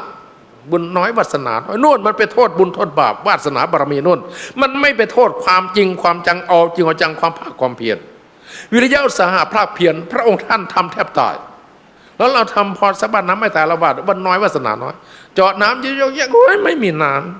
ำเลยดินมันก็เป็นน้ำเจาะลงไปที่เลยดินก็คือน้ำมันหนุนเนื่องแผ่นดินอยู่นี่มันไม่เจาะไม่ถึงจะไปโทษบุญวาสนาบารมีที่ตรงไหนโทษก็คือโทษเกาให้ถูกที่คันเกาให้ถูกที่คันโทษให้ถูกจุดก็คือเราโง่งมงายคือเราวิริยะอุตสาหะภาคเพียรคือเราเลยนี่มันจะตายไหมว่าอย่างนั้นน่ะถ้าเวลาทำความเพียรมันตายยังไงมันก็ตายไม่ห่วงหัวแต่เรื่องนอนตายเขาไม่เอาฝังยืนหรอกเขาขี้เกียจฝังขี้เกียจขุดเขาฝังนอนนั่นแหละถ้าเขาฝังก็คือฝังนอนขุดตื้นๆก็พอได้ฝังเพราะกลบได้เขาไม่ได้ฝังยืนหรอกเขาขี้เกียจขุดเวลาตายมันจะได้นอนอยู่หรอกว่าอย่างนั้นนอกสิว่าเจ้าของต้องหาเรื่องว่านะไม่เช่นนั้นมันจะอนุโลมเหลวแหลกอนุโลมนั่นแหละเรียกว่าเลยไม่ได้สมบัติมหาสมบัติกว่าที่จะมาเป็นสมบัติมหาสมบัติต้องเลยตายมูลพระองค์ท่านสั่งสมบุญญาธิการมาเพื่อการนั้นแท้ๆก็ยังถึงกันสลบสลายตั้ง6 ปีคิดดูสิ6 ปีที่พระองค์ท่านติดอยู่ในความลุ่มหลงทางออกเพียบพร้อมหมดแต่เวลาจะเดินจริงๆน่ะหลงหน้าหลงหลังเวลานี้พวกเรามีแนวทางปฏิบัติเพราะมีพ่อแม่ครูบาอาจารย์อย่างเช่นวาระนี้เวลานี้เรามาอ้างถึงคุณอุปการะคุณที่หลวงพ่อบัวเกศท่านอยู่บางละมุงชลบุรีท่านอุตส่าห์ขึ้นมาอยู่ปางเกื้อที่เชียงใหม่จากนั้นท่านก็ยังมาฝากร่างกายของท่านวาระสุดท้ายให้วัดป่าดาราพิรมย์โดยการน้อมนำมาของเจ้าพระเดชพระคุณเจ้าคณะจังหวัดและคณะศรัทธาญาติโยมชาวเชียงใหม่ที่ส่วนมากที่เลื่อมใสศรัทธาปฏิปทาจริยวัตรหวังบุญหวังกุศลจากท่านถ้าท่านรู้ด้วยญาณวิถีอันใดว่าพวกเราคณะศิษยานุศิษย์ลูกหลานเหลนทั้งหลายมาเพื่อหวังเทิดชูบูชาบุญกุศลของท่านด้วยการกระทำกิจเล็กๆน้อยๆไม่ได้ใกล้กับคุณอุปการพระคุณที่ท่านกวักมือเรียกพวกเราปลุกพวกเราให้ตื่นปานนั้นก็ยังไม่ตื่นนั่นแหละได้แค่ไหนก็ได้แค่อุบายวิธีจากกุศโลบายที่ว่าทำบุญอุทิศที่จริงนั้นท่านพอเพียงแล้วท่านอุดมสมบูรณ์เพียบพร้อมในอัตสมบัติของท่านแต่เราก็ยังอุตส่าห์ขวนขวายอยากจะเชื่อมโยงมาหาท่านด้วยว่าบุญกุศลอันใดที่เกิดขึ้นแล้วเป็นเพราะว่าปัจจัยให้พวกเราท่านทั้งหลายสิทธมัตถุอิดังพลังเอตัสมิงรัตนัสมิงสัมปสาดนาเจตโซขอความสุขสมบัติมหาสมบัติขอความสุขทั้งหลายสมบัติทั้งหลายอันเราพึงปรารถนาขอจงสำเร็จและขอจงสำเร็จโดยเร็วพลันด้วยเถิด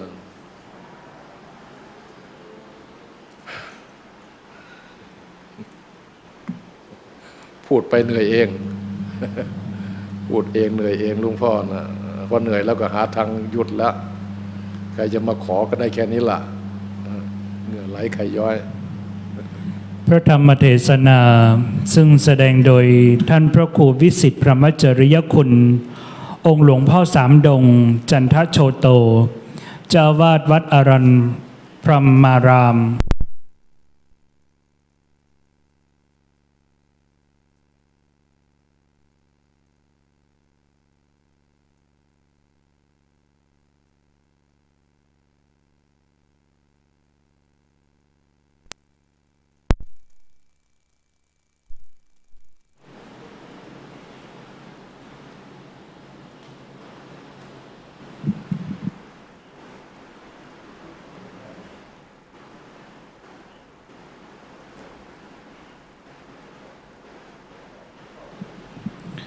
ลำดับนี้ไปขอเจริญพรเรียนเชิญท่าน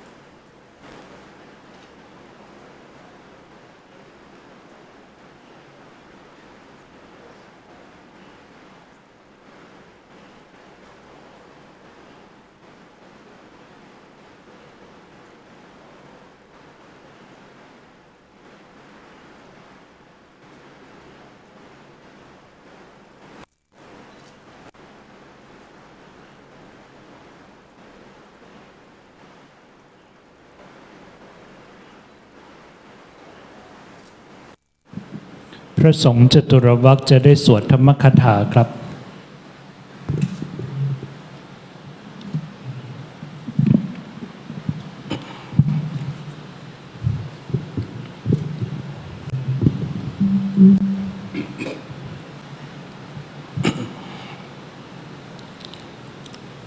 นะ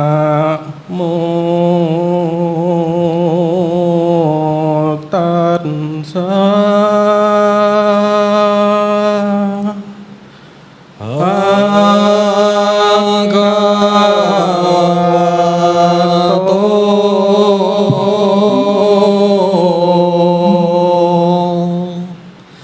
อะระหะโต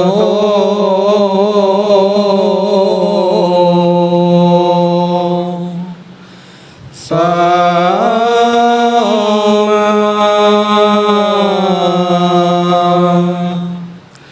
สัมพุทธัสสะนะโมตัสสะภะคะวะโต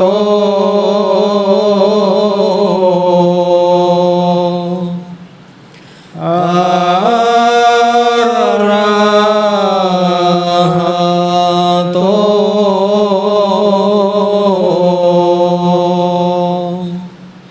สัมมา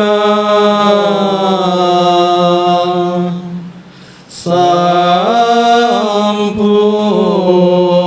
ทธัสสะนะโมตัสสะภะคะวะโต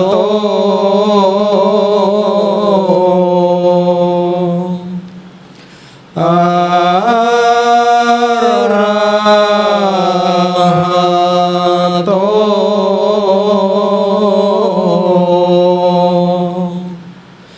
สัมมาสัมพุทธัสสะ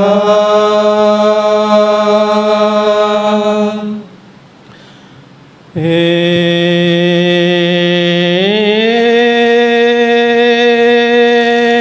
ตุปัญจโย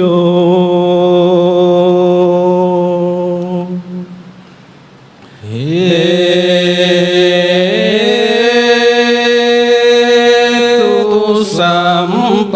ยุตตกานังธัมมานัง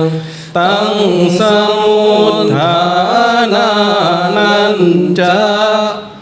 รูปานังเห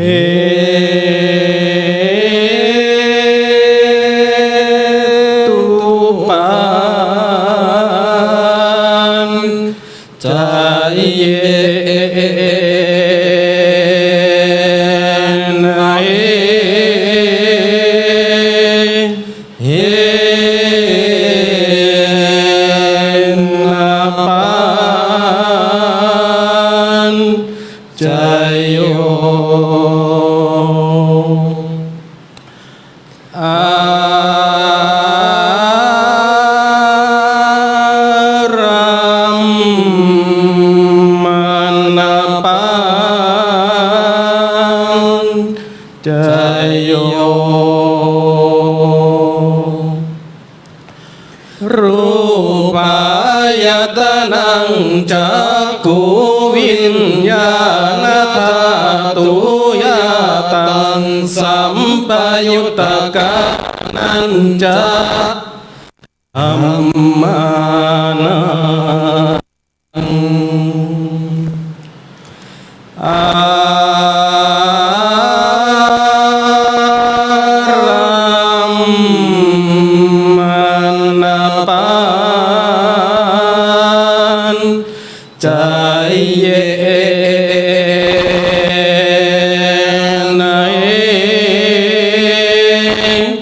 เอนะปัญจโยสัทธายตนังโสตวิญญาณธาตุยาตังสัมปยุตตกานัญจธัมมานัง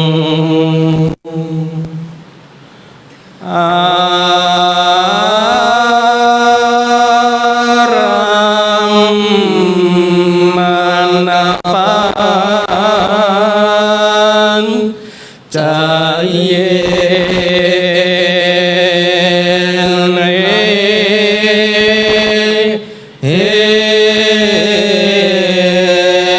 นะปัญจโยอันทายตนังคานวิญญาณธาตุยาตังสัมปยุตตกานัญจธัมมานังอารัมมานาปัญจเยนะ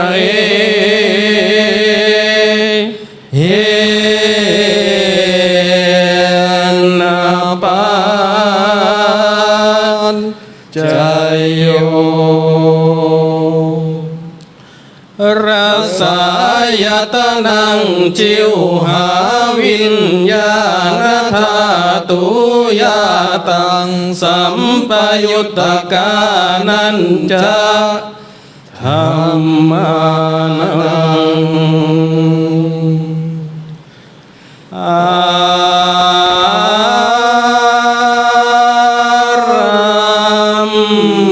มานาปัญจเยนะ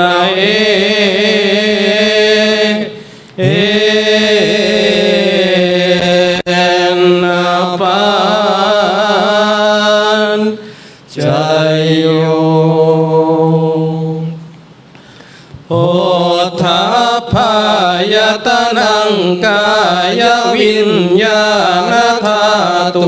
ยาตังสัมปยุตตกานัญจธัมมานัง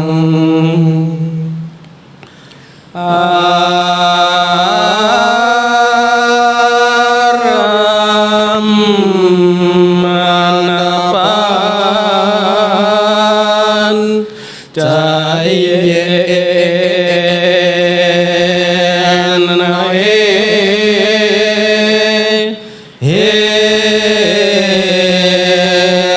นะปัญจโยรูปายตนังสัทธายตนังขันธายตนังรสายตนังโพธาภายตนังมโนธาตุยาตังสัมปยุตตกานัญจธัมมานัง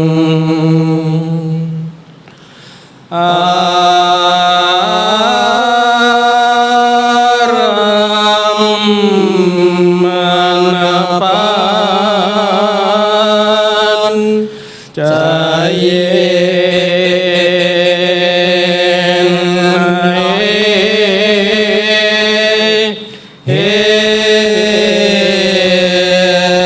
นะปัญจโยสัพเพธัมมามโนวิญญาณธาตุยาตังสัมปยุตตกานัญจธ ธัมมานังอารัมมณปานจายเยนะเฮเฮนะปานจายโยยังธรรมาอารัมภาเยธรรมาอุปัชชันติจิตตเจตสิกาธรรมาเตธรรมาเตสังธรรมานังอา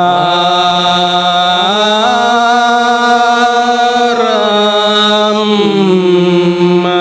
ณปานจายเยนะเฮนะปานจายโยอาทิปติปัจจโยติฉันทาทิปติฉันทาสัมปยุตตกานังธรรมานังตังสมุทฐานานัญจารูปานังอาทิปติปันจายเยนะเฮนะปานจายโย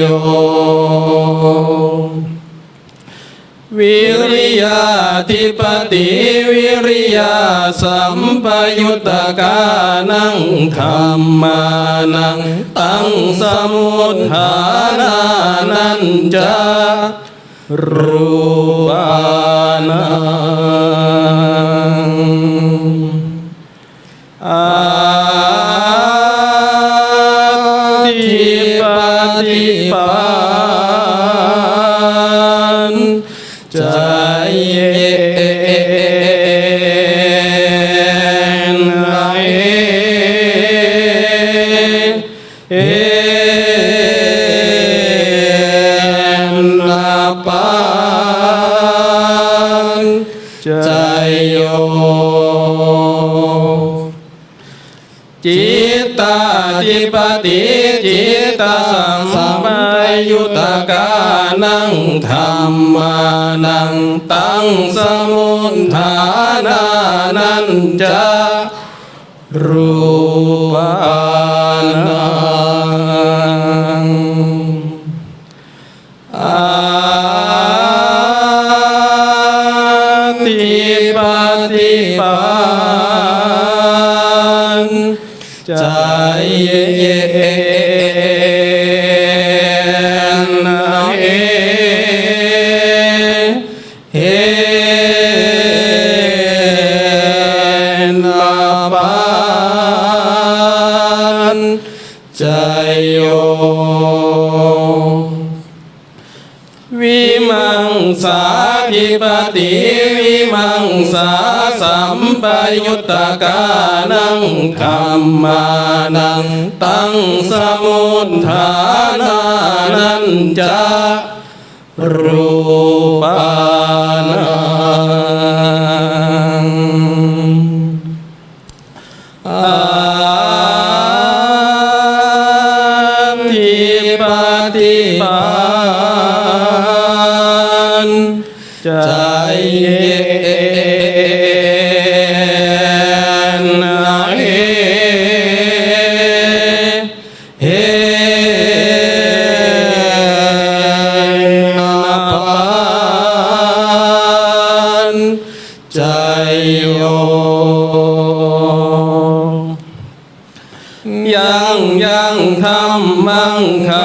ลุงกาตวาเยเยธรรมะอุปาชันติจิตเจตสิกาธรรมะเตเตธรรมะเตสังเตสังธรรมา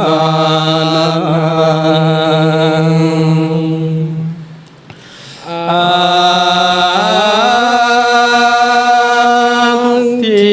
ปฏิปันจายเยนะเอนะปันจายโย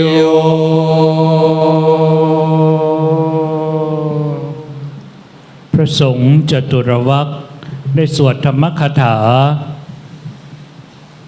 เป็นการสวดยอดมุกนะครับ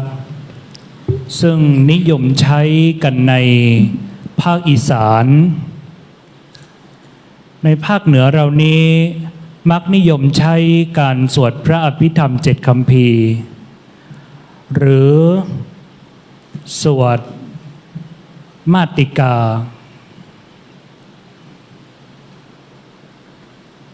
ลำดับนี้ไปจะเป็นการถวายบูชากันเทศน์ก่อนที่จะถวายบูชากันเทศน์พระพุทธเป็นประธานแห่งสงฆ์ขอเจริญพรเรียนเชิญคุณสุชาติกิจสุภาพสิริกุลซึ่งเป็นหลานองค์พระเดชพระคุณหลวงปู่พระราชวชรปัทมคุณเป็นผู้แทนคณะท่านเจ้าภาพถวายบูชากันเทศน์ครับ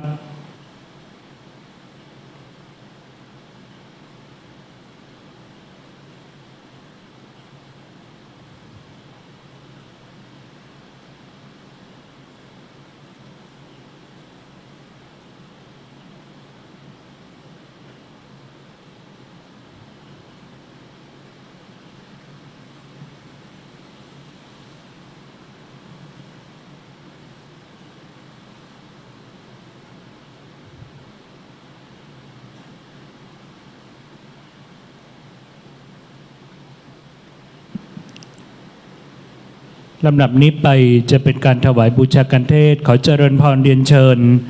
ดร.ทันสกุลทันและดร.ออนอนงปิลันทโอวาทสกุลทันครับ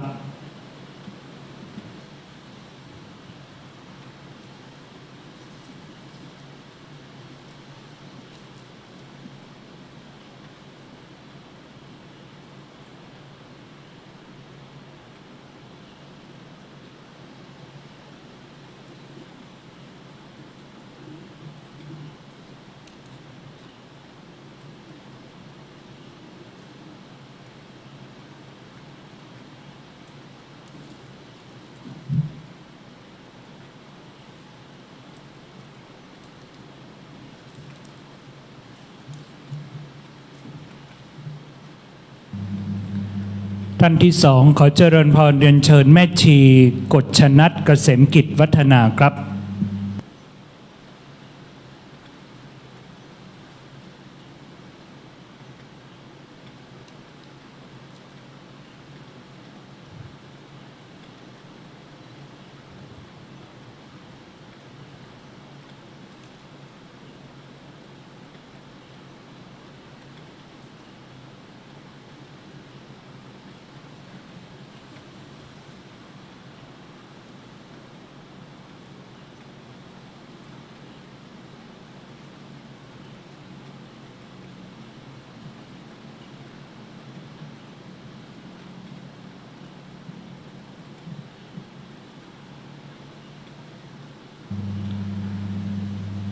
ท่านที่สามขอเจริญพรเรียนเชิญคุณแม่นวลนงจามิกรครับ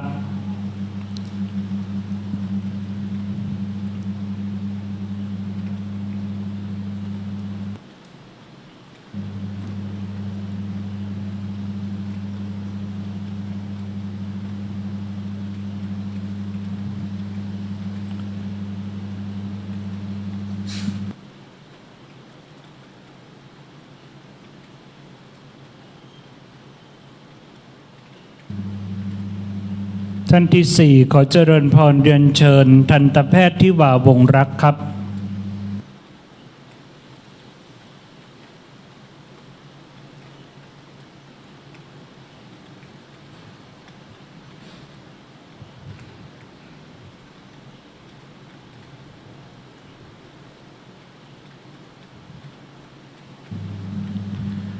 ท่านที่ห้าขอเรียนเชิญทันตแพทย์วิทยวัฒน์พงษาพาสครับ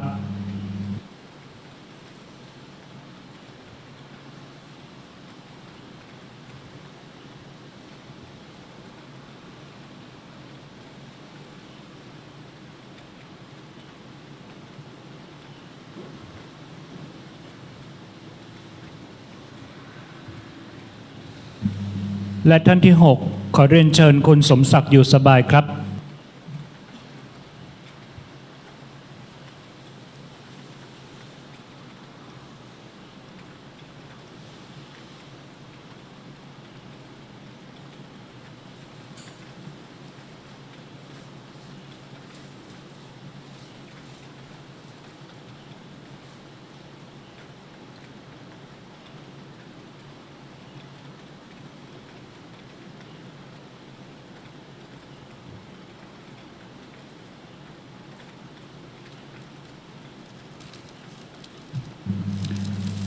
ลำดับนี้ไปจะเป็นการถวายเครื่องไทยธรรมแด่พระผู้สวดพระอภิธรรม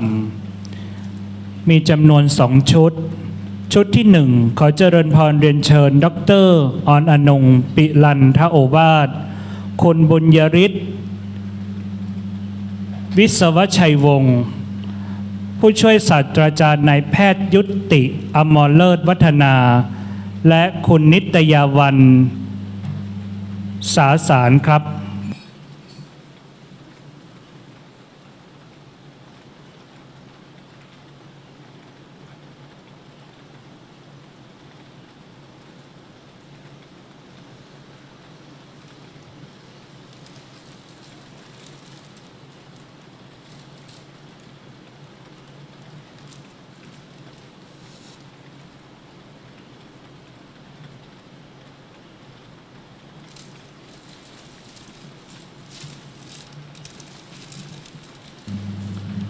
ชุดที่2ขอเจริญพรเรียนเชิญคุณไอระดาวงรักคุณสิริยาอยู่สบายคุณโชติกา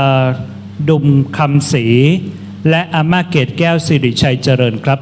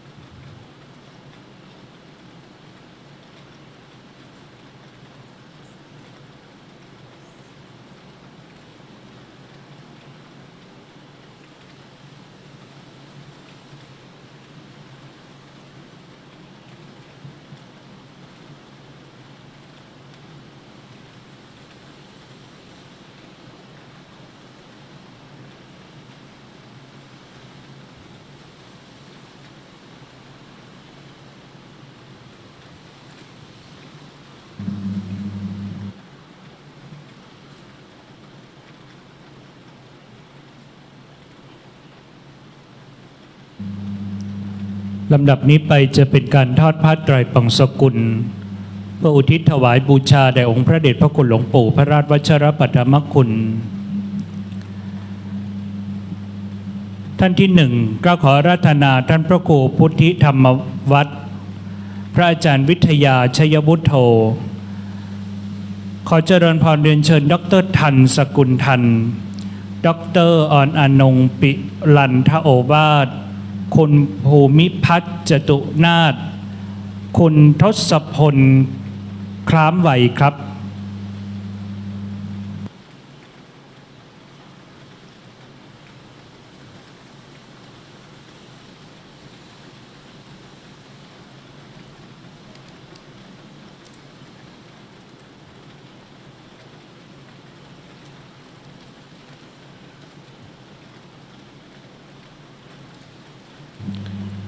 นิมนต์และเดินเชิญกลับที่นั่งรับรองเดิมนะครับ พระสงฆ์ทั้งนั้นจะได้พิจารณาผ้าไตรบังสกุลและอนุโมทนาเป็นลำดับไปครับ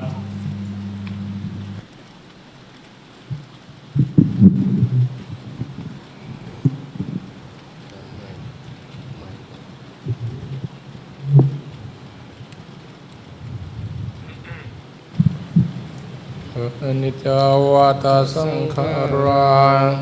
อุปาทวยธรรมิโนอุปชิตวานิรุชันติเตสังอุปสมโมสุโขสัมเดสัตตามรันติจามาริงสุจามริสเรตัดเทวะหังมริสามิ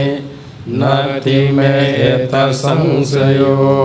ท่านที่มีที่กรวดน้ำเรียนเชิญกรวดน้ำนะครับ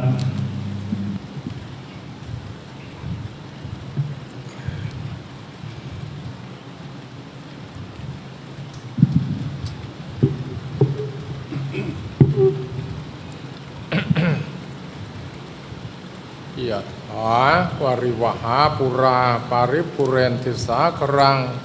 เอวะเมวะอิโตทินังเปตานังอุปกปปติอิชิตังปฏิตังตุมหังคิปเมวะสมิจจตุสัพเพปุเรนตุสังกปาจันโทปนรโสยถามณิโชติระโสยถาสัพพิติโยวิวัจจันตุสัพพะโลกโควินาศตุมาเตภวัตวันตรายโยสุขีทีขายุโกภวะอภิวาทนาสิลิสนิจังวุฒาปัจจายโนจัตตารโอธรรมาวัฏันติอายุวันโนสุขังภาลังสิเมอากาสิเมยติมิตาสหจเมเปตานังดาคินังดัจจาปุเปกตามนุสรังนา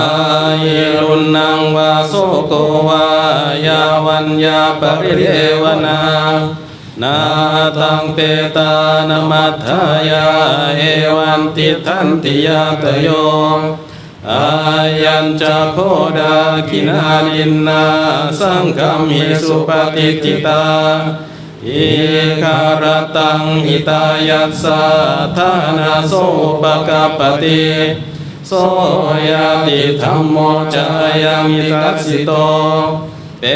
ตานาปูชาจักตาอุลาลาอาลัญจะภิกขุนามนุปรินังตุมเหหิปุญญังปัสสุตังอนาปกันติภวตุสัพพมังคลังราคันตุสัพพเทวตาสัพพพุทธานุภาเวนะสดาโสทิภวันตุเตภวตุสัพพมังคลังราคันตุสัพพเทวตาสัพพธรรมานุภาเวนะสดาโสทิภวันตุเตภวตุสัพพมังคลังราคันตุสัพพเทวตาสัพพสังฆานุภาเวนะสดาโสทิภวันตุเตสาธุเรียนเชิญทุกท่านน้อมจิตเป็นกุศลเจริญจิตตภาวนาถวายบูชาแด่องค์พระเดชพระคุณหลวงปู่สักครู่นะครับ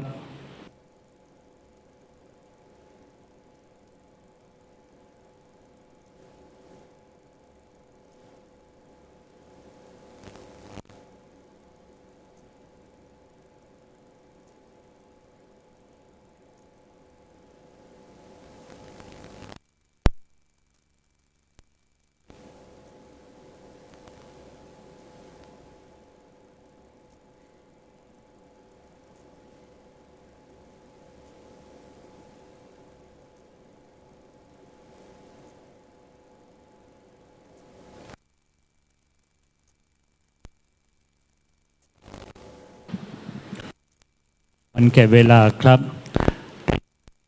คำบูชาพระรัตนตรัย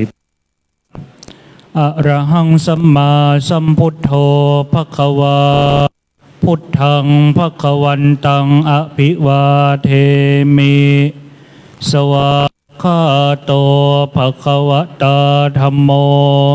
ธัมมังนัมสสามิสุปฏิปันภควโตสาวกสังโฆสังฆังนะมามิ